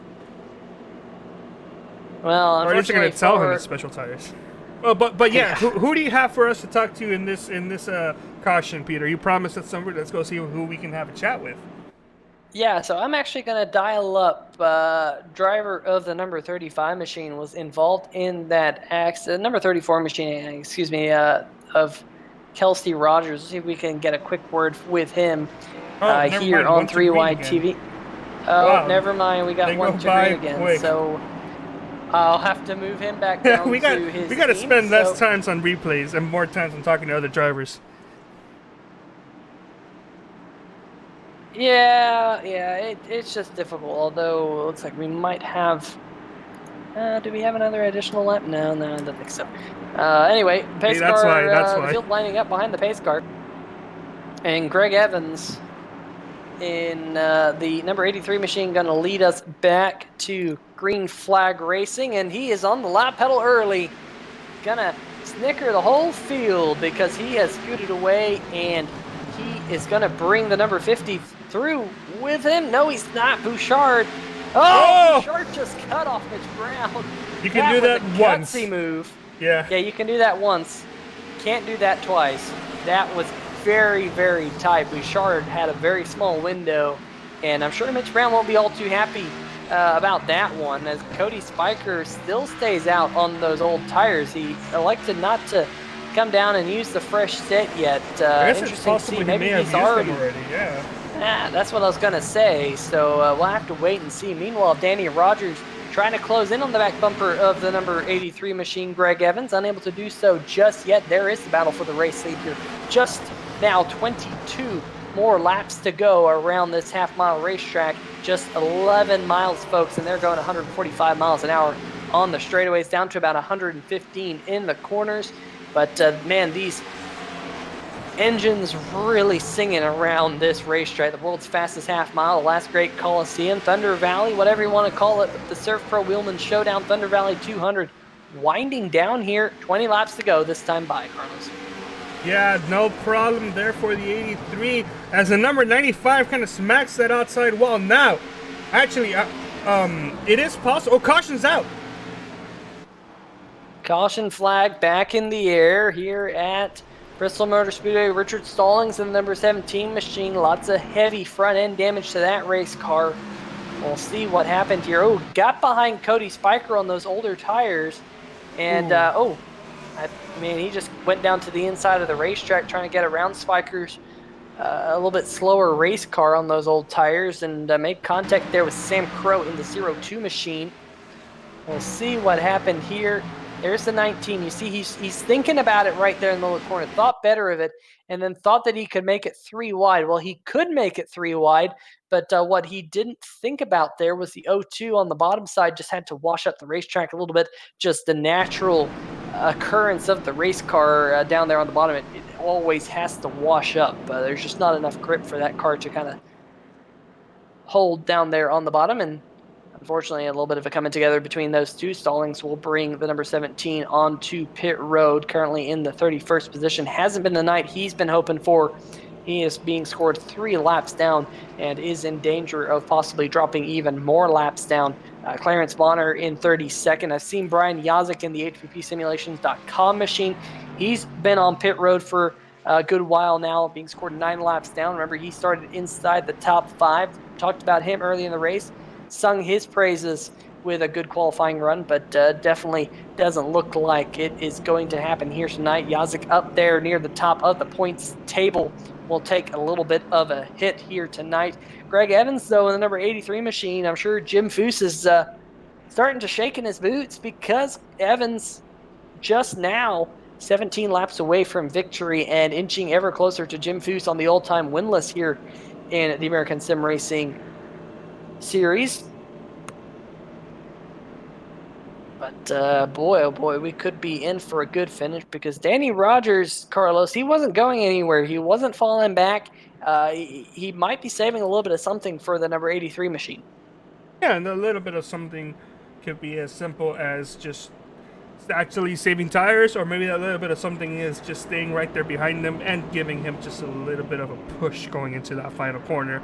That being said, it'll be interesting to see for sure, but I kind of want to see this thing kind of play out and get these cars wound up and kind of kill some tire wear by killing some green flag laps. Of course, 15 laps to go. Let's see. I believe we might be going back to green with 14 or 13 laps to go, depending on what we get right now.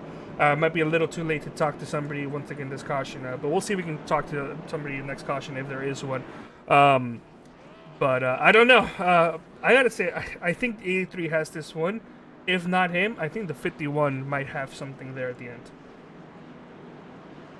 We will have to see how it all plays out. Sam Crow and Richard Stallings both are receiving black flags for that incident, so both of those drivers will be at the tail end of the longest line when we go back to green flag here in less than a lap. So it is going to be a run to the finish here, a shootout here in the showdown. The SERVPRO Wheelman Showdown, that is. The Thunder Valley 200 coming down to the Thunder Valley 14 laps to go when the green flag is dropped. Number 95, Danny Rogers, he started back in the 16th position. Greg Evans started on the pole. Who of those top two will come away with the victory here tonight? I think it will be out of those top two, but only time will tell, because the green flag is back in the air. The field races off into turn number 1.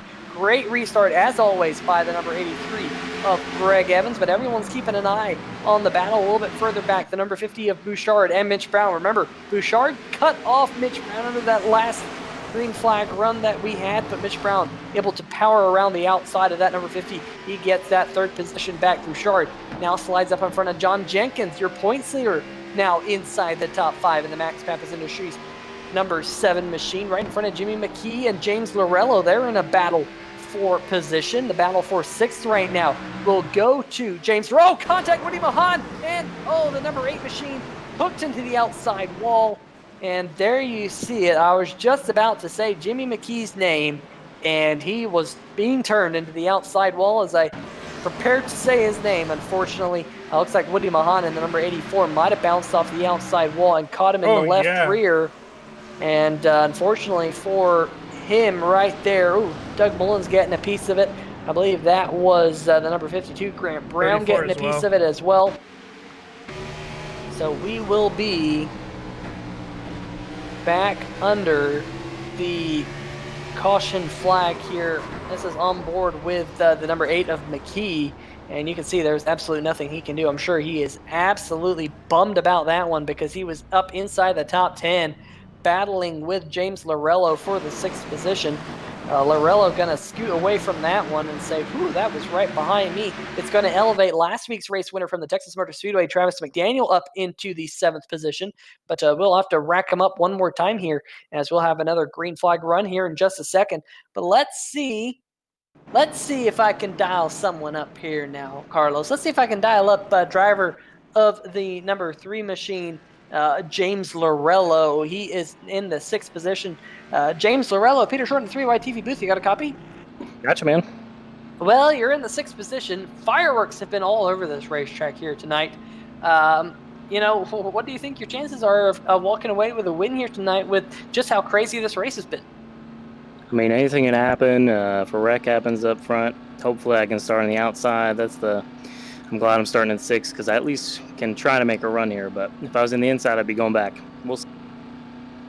Yeah, we've seen that outside line be very, very strong. We saw the inside line maybe come in kind of at the end of the first real tire stint that you guys had, but that outside line been very, very strong. What are your thoughts on possibly picking up a few extra spots if some of the drivers in front of you get racy? Yeah, I'd love to. I'd love to get a top 5 here if I can just hold it against the wall and pin some guys down. That's what I'll be trying to do. Well, it has been a great start to your season, really, and the number 3 machine up there towards the top of the charts. Bristol Motor Speedway, one of those joker races here tonight. Have you been happy with the way you've run here tonight?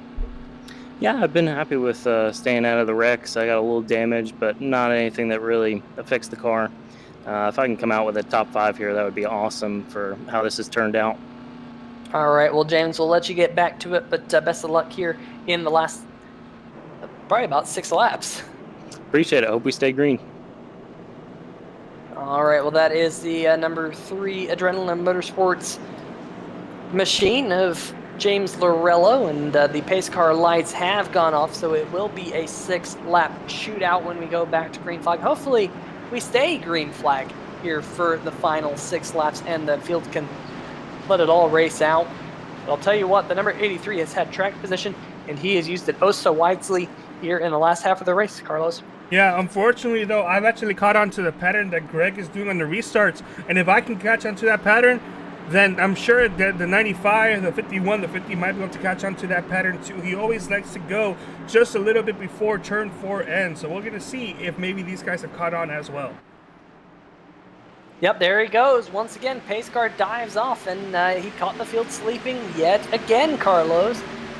You know, if you're in the 95, man, you if you want to win this race, I think you're going to have to be brave if we get another caution, another restart, because that's really the only way. And speaking of caution, there it is. Caution flag back in the air here, and it's a big wreck in turn number 3. Grant Brown facing the wrong way, the number 18 facing the wrong way. There's Doug Mullins in the Slice Porcupines machine.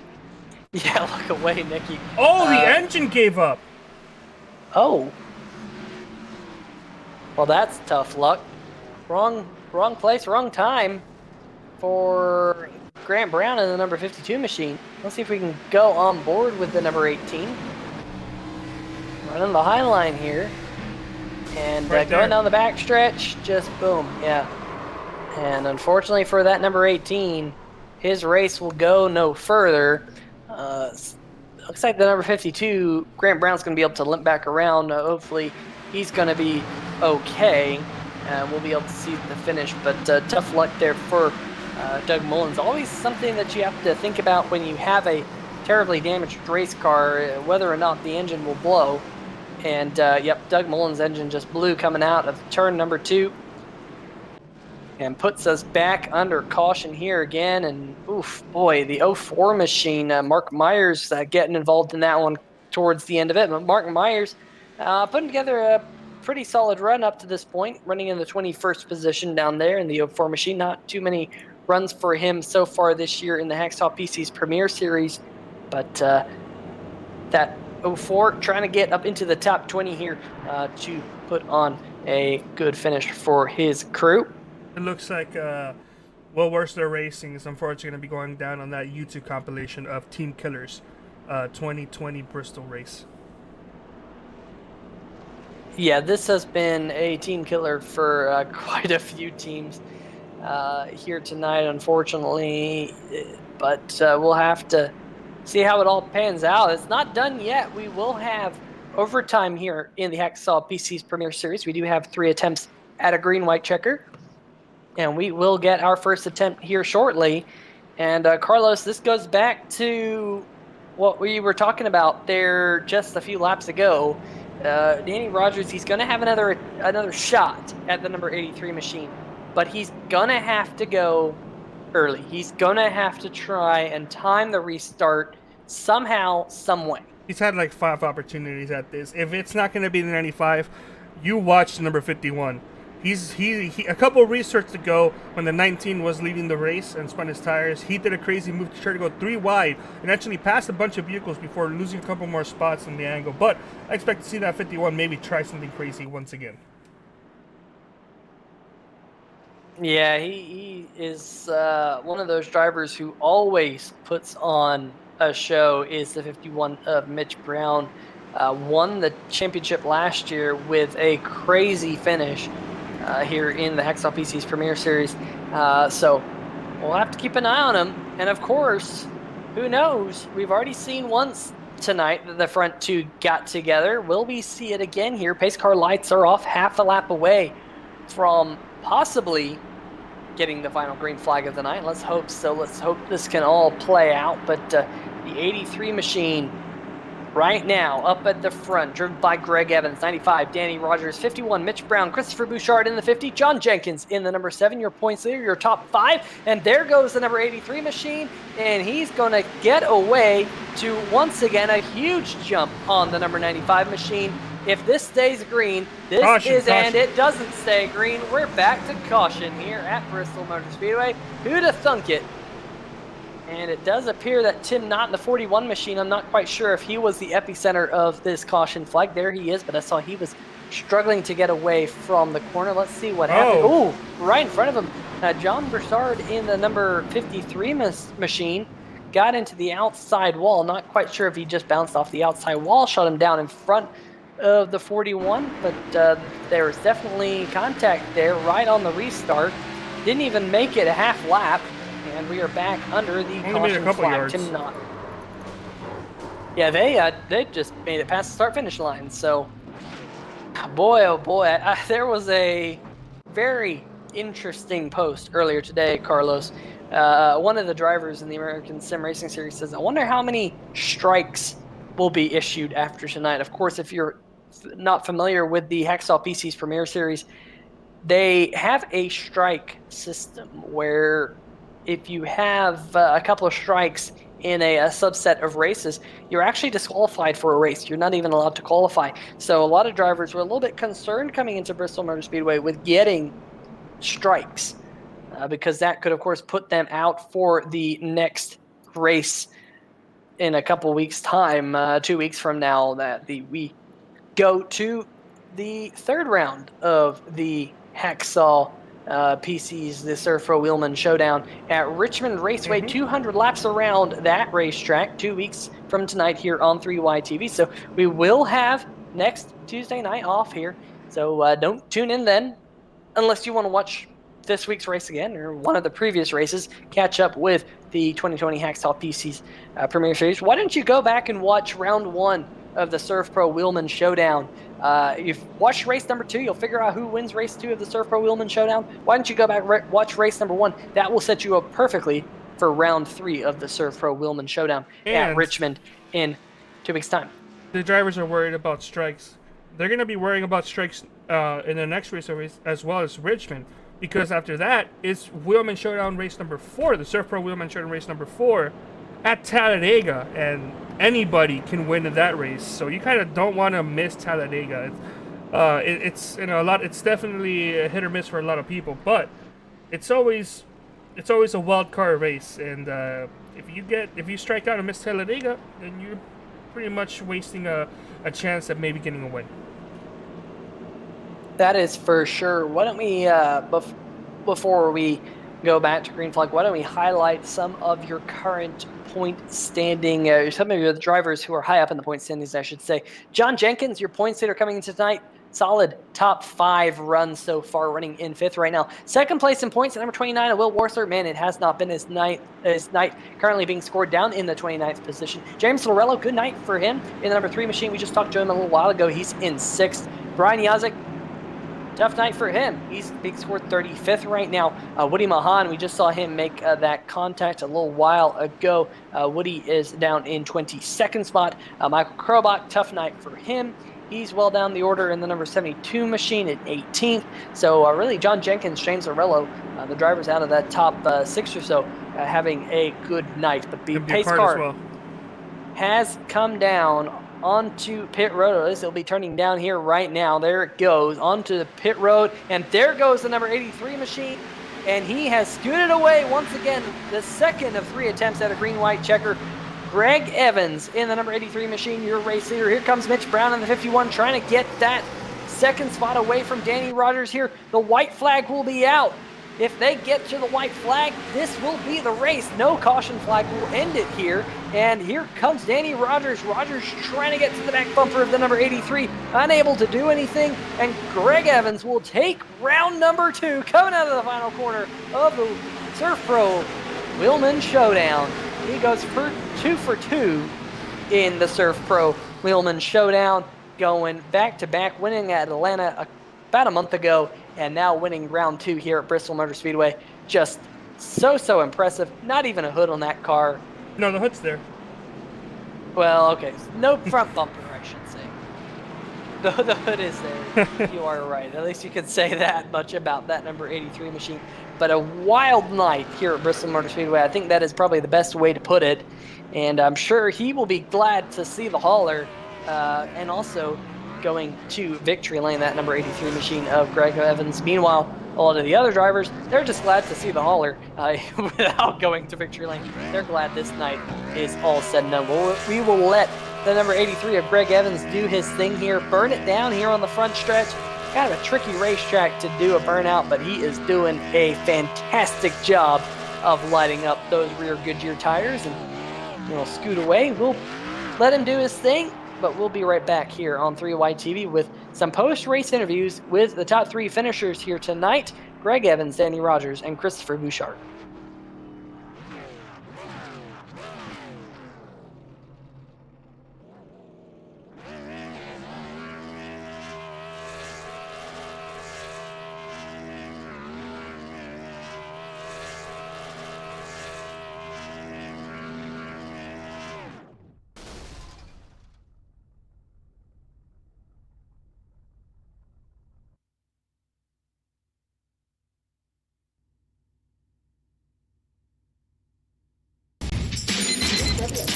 Every day in business starts with a number. Output, productivity, efficiency, all measured in numbers, because data drives decisions. And if fire or water damage strikes, the numbers for your business can slow or even stop. Unless you know this one: 1-800-SERVPRO, the number 1 choice in commercial cleanup and restoration. The most realistic online racing sim ever made. This is iRacing. Detailed laser scan tracks, fully dynamic real world cars, and over 50 series to choose from. 6 online world championships offering over $100,000 in annual prizes. This is the original esport racing game. This is iRacing.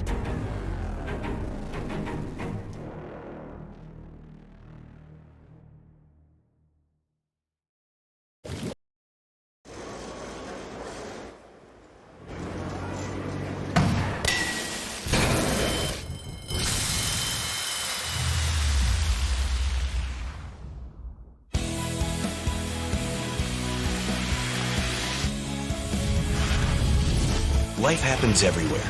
Like it never even happened, only happens here. The cleanup and restoration specialists at 1-800-SERVPRO and SERVPRO.com.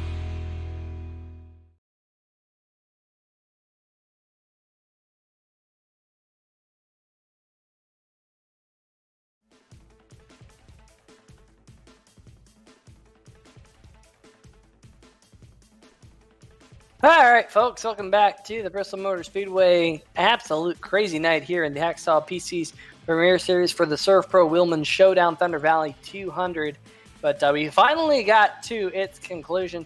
Greg Evans taking the checkered flag, but we have got interviews lined up for you. Let's talk to tonight's third place finisher, the number 50 of Christopher Bouchard. And here he is joining us in the 3Y TV booth. Chris, fantastic night for you once again in the number 50 machine. Man, Momentum Sim Racing just keeps on plodding on. Great race last week, Texas Motor Speedway. You backed that up with a great race here tonight at Bristol Motor Speedway. But it was a crazy night. Tell us a little bit about it. Oh, yeah. It's typical Bristol, man. Momentum Sim Racing. We had almost 5 cars in the top 10, which is a pretty good feat. Yeah, I thought I would qualified a little better. Apparently, the sim didn't take my first lap, which would have put me third on the grid. But I started on the outside, which was really good. Got up to 5th early on and just rode there, and then got caught up in some stuff. And then I just started making a comeback and everything, using lap cars as a pick and everything. It was pretty fun, all the way up to that last stint. Yeah, definitely putting on a great show here tonight, and you've started to roll off some fantastic finishes here. What's happened? I mean, it seems like all of a sudden you're firing on all cylinders. Your entire team firing on all cylinders. Are you doing more practice off the racetrack or off of the race weekend and trying to figure out these racetracks, or is it just all of a sudden starting to click for you guys? It just comes down to like practicing a little more, yeah, and just I got comfortable with the people that I'm racing around. That's the big thing. And when I came into this league, I was new. I really only knew my teammates, so I knew who I could run hard, who I have to give a little more room to, and yeah, these last few weeks have just been clicking off really good for me. I've been doing a lot of practice. That 1 week break for me kind of fired me up and made me want to prove to everyone that I'm the best in this league, and I feel like I can be. And tonight's another example of that run. Just coming back from, I was probably 31st at some point, and came back to 3rd. Well, you are going to get your 3rd top 5 finish in your 7 starts this year, which is a pretty good percentage, almost 50%. That's pretty awesome to see. 2 weeks' time, we go to Richmond. I know Richmond is one of those racetracks. It's one of those racetracks a lot of drivers like going to. What are your thoughts about going to Richmond in 2 weeks' time? Honestly, I've only raced there once, so I'm going to have to put in some work on that track. I ran a truck race there with this league, and it didn't end up well, but it was just because I never raced against all these people before. So I feel like going into Richmond, I'm going to be up there again. I think Momentum Sim Racing as a whole is going to be up there in general. We 2020, like so far in the entire world, has just been rough on everyone. But as you saw in the first few races, I was running my grandma on the hood. We have John Jenkins. He lost his grandpa a few weeks ago, like right before my grandma passed. And then we have a new addition to the team that's not on the ASRS side, but Jacob, he lost his grandma this weekend. So we're all racing with heavy hearts here at Momentum. Well, hopefully the heavy heart can spur you on. I know you've had your grandmother's face on the car throughout most of this season. That is pretty cool. A great tribute for you to have on your car. Before we let you go, though, you got any additional shout-outs for us? I got to give a shout-out to Lucas Oil Racing TV, Sports Diesel, Race for Autism, all my teammates, John Jenkins, Travis, Brandon, Jordan, team owner. I gotta thank you guys for broadcasting it. Gotta thank Jim and Sam for putting on this league. It's pretty fun. It is great to watch you guys put on a great show, because you always do, whether or not it's as crazy as it was here tonight or kind of a more calm race. You guys always put on a great show. So thanks for joining us here up in the booth. Congratulations on a 3rd place finish, and congratulations on your 3rd top 5 early in this season. All right, thank you. All right, folks. Well, that is the number 50 of Christopher Bouchard. And now let's see if we can dial up the 2nd place finisher, the number 95 machine of Danny Rogers. Carlos? Yeah, there he is, Danny Rogers, finishing a nice, strong 2nd place finish. Danny, how was your night overall? And is there anything maybe you could have tried differently to maybe get that win? Oh, well, man, I'm just very happy and fortunate to even come in 2nd place. I didn't even hardly have any practice laps here this week, and plus I don't run the Cup car much. I'm still trying to get used to it and the tire model and everything, but I started 16th. I just knew I kind of treated the race like a Daytona or a Talladega. I mean, there's going to be a lot of wrecks, a lot of fenders, and everything just getting beaten and banged, but I just try to be there at the end, save my tires, and just try to treat it like a restrictor plate race. That's all you can do. Well, it definitely worked out for you there at the end.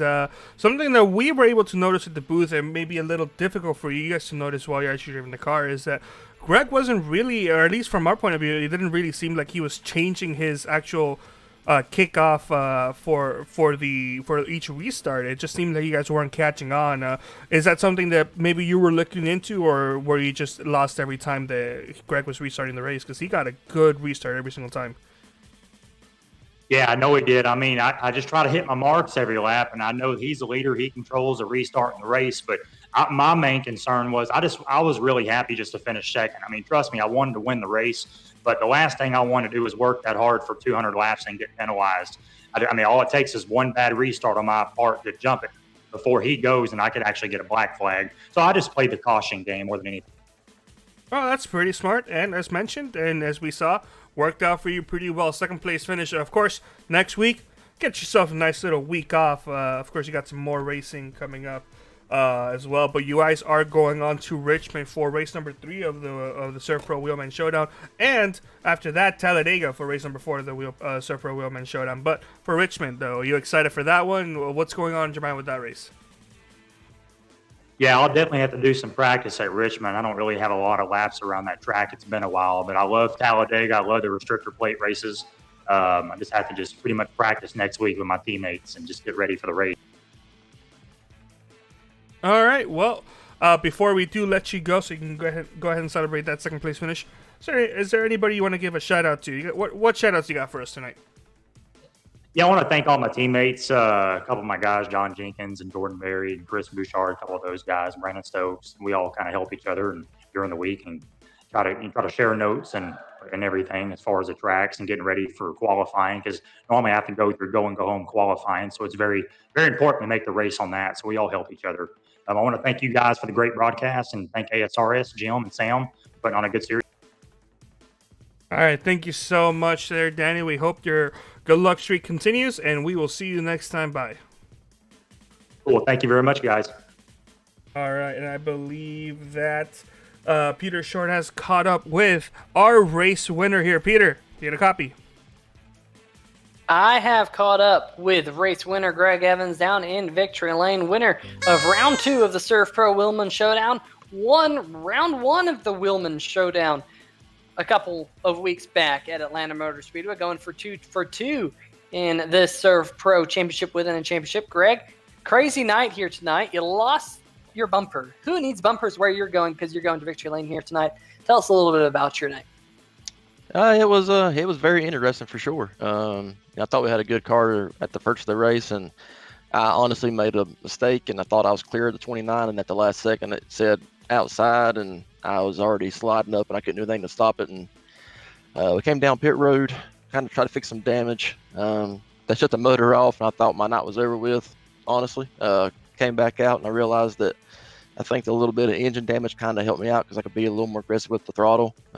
Just try to be patient and use a little bit of strategy, get back to the front, and just thankfully everything worked in our favor tonight and was able to get the win. You and I go back to the NR 2003 days, and I'll tell you what, one of the most disheartening feelings in NR 2003 was when you pull the car into the pit box and they shut off your motor and you go, dang it. And I'm sure you had that in the back of your head here tonight when that did happen. But, you know, like you said, you had a little bit less horsepower possibly, and you could get a little bit more of the throttle down, like you said. So I hadn't really thought about that, but that makes perfect sense. I know that's happened to me on short tracks as well. Great to see that work out for you. You use a little bit of pit strategy, though. You pit a little bit off sequence than the race leaders.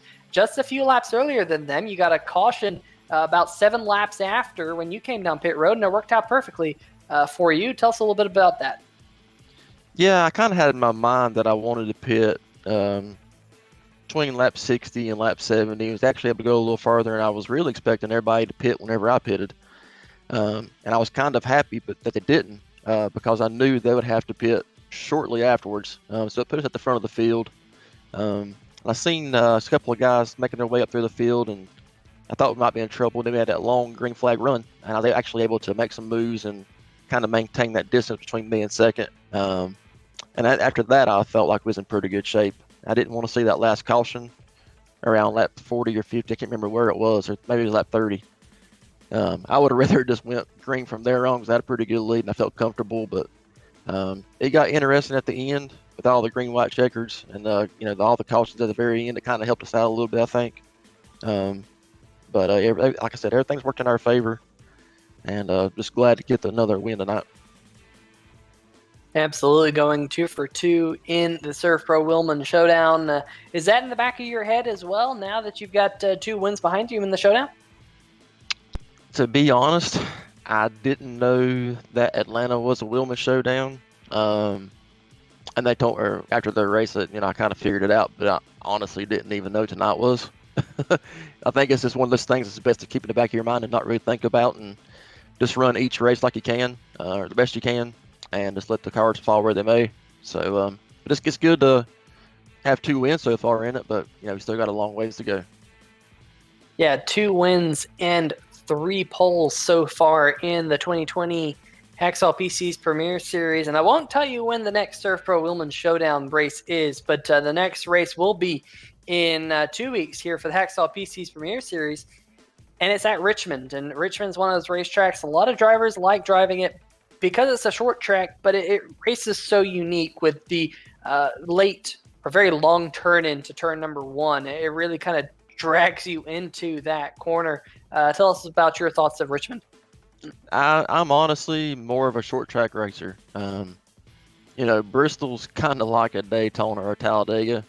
You can be real good at Bristol and it can just go horribly wrong.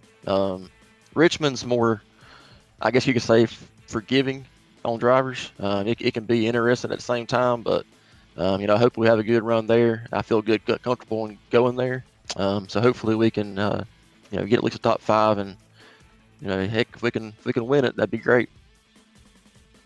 All right, well, that is 2 weeks from tonight here on 3Y TV. But before we let you go, Greg, you got any shout-outs for us? Definitely. So we've had some rough last 2 weeks at I think it was Texas and Homestead. Just really glad to have duct tape and shear tape and T-Rex tape on board tonight. I think Carolina Sim works. I can't design. My teammates Sam Crow and John Van Varelis, they both had some rough nights, but we're all making some progress there. Like the guys from Steel Horse Racing, Jason Swanee, Gal Brooks, all those guys over there.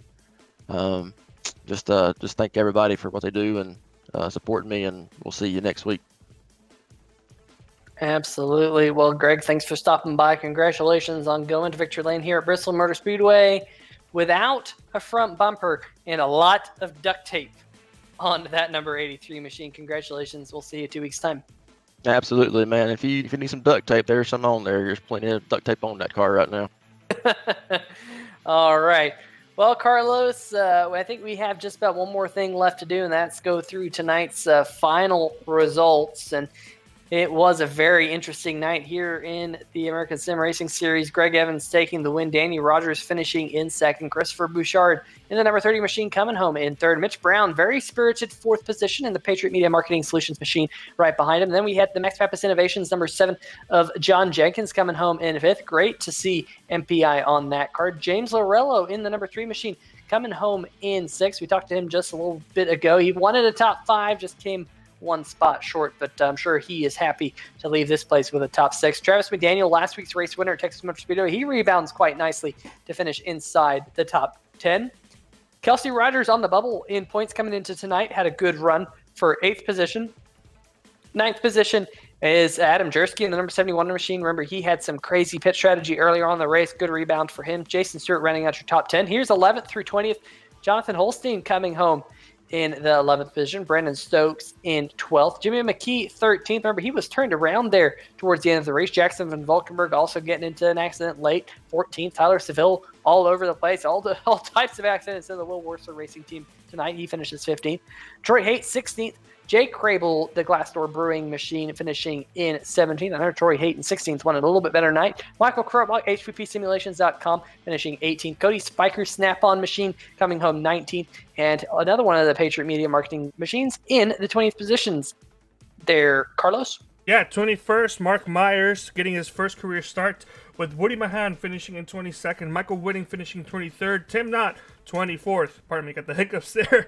John Broussard finishing 25th, with Jordan Berry in 26th. The 02, Sam Crow, who we saw running up front, ended up finishing disappointingly in 27th. Tony Schoen in 28th. Will Wursler did not have the night he wanted to after a early wreck. Finishing 29th, 2 laps down, and Clarence Bonner finishing in 30th. 31st will be Richard Stallings, Doug McCollum 32nd, John Van Peter? John Van Varelis. There we go. John Van Varelis finishing in 33rd. Sorry about that, John, and sorry for that not happy finish there. Jared Haggerty finishing in 34th, getting some really bad net code there, unfortunately. 55 for Brian Yosik finishing 35th. Jake Douglas finishing 36th. Edward Bray finishing 37th. Alan Young looked like it would have been a promising night, finishing in 38th. Jordan Harnish in 39th, and Ty Hester only made it 4 laps before he got DQ'd, finishing in 40th. And that's going to be it for all the drivers that participated in today's race. Yeah, I'll tell you what. Edward Bray in the number 66 machine got Harley Davidson on the hood. He gets a 10 out of 10 for a helicopter impression. That was awesome. Not the way you want to end your night. You don't want to be a helicopter at a racetrack, but Alan Young, Edward Bray. Excuse me, did I say Alan Young? I meant Edward Bray. Yeah, it's Edward fine. Bray in the 66 machine. Helicopter man, hopefully no helicopters, 2 weeks' time at Richmond for round 3 of the SERVPRO Wheelman Showdown. Should be a great show. 200 laps there. Before we go, I want to give thanks to our friends over at SimTV. SimTV, they got some awesome stuff. Got to give a shout out to them. Not only did they give us our graphics package, they're doing some crazy things. They're actually going to be broadcasting for the GT America series, the former Pirelli World Challenge. That group, SRO America, they're going to be broadcasting that group of people. Real race car drivers on a different simulator, the Assetto Corsa Competizione simulator here coming up. They also have some other races. They broadcasted an IndyCar race last week that Roger Penske. So got to give a shout out to our friends over at SimTV. They're an awesome group of people, Kyle Heyer and Vinny Indacuna. Go check out SimTV. And we want to give a shout out to our friend Thomas Morris over at OCR TV for helping out with our graphics package that we use each and every week. But for myself, Peter Short, and Carlos Acosta, we want to wrap up this crazy night and wish all of you good health. Stay safe out there, everyone, and we'll see you 2 weeks' time. Yeah, don't forget to tune in. Yeah, don't forget to tune in this Thursday for the ASRS All-Star Showdown. Peter? That too. I'm looking forward to that. That should be awesome. Right here on 3-Wide TV, ASRS drivers in action again. It should be awesome. But guys, we will see ya!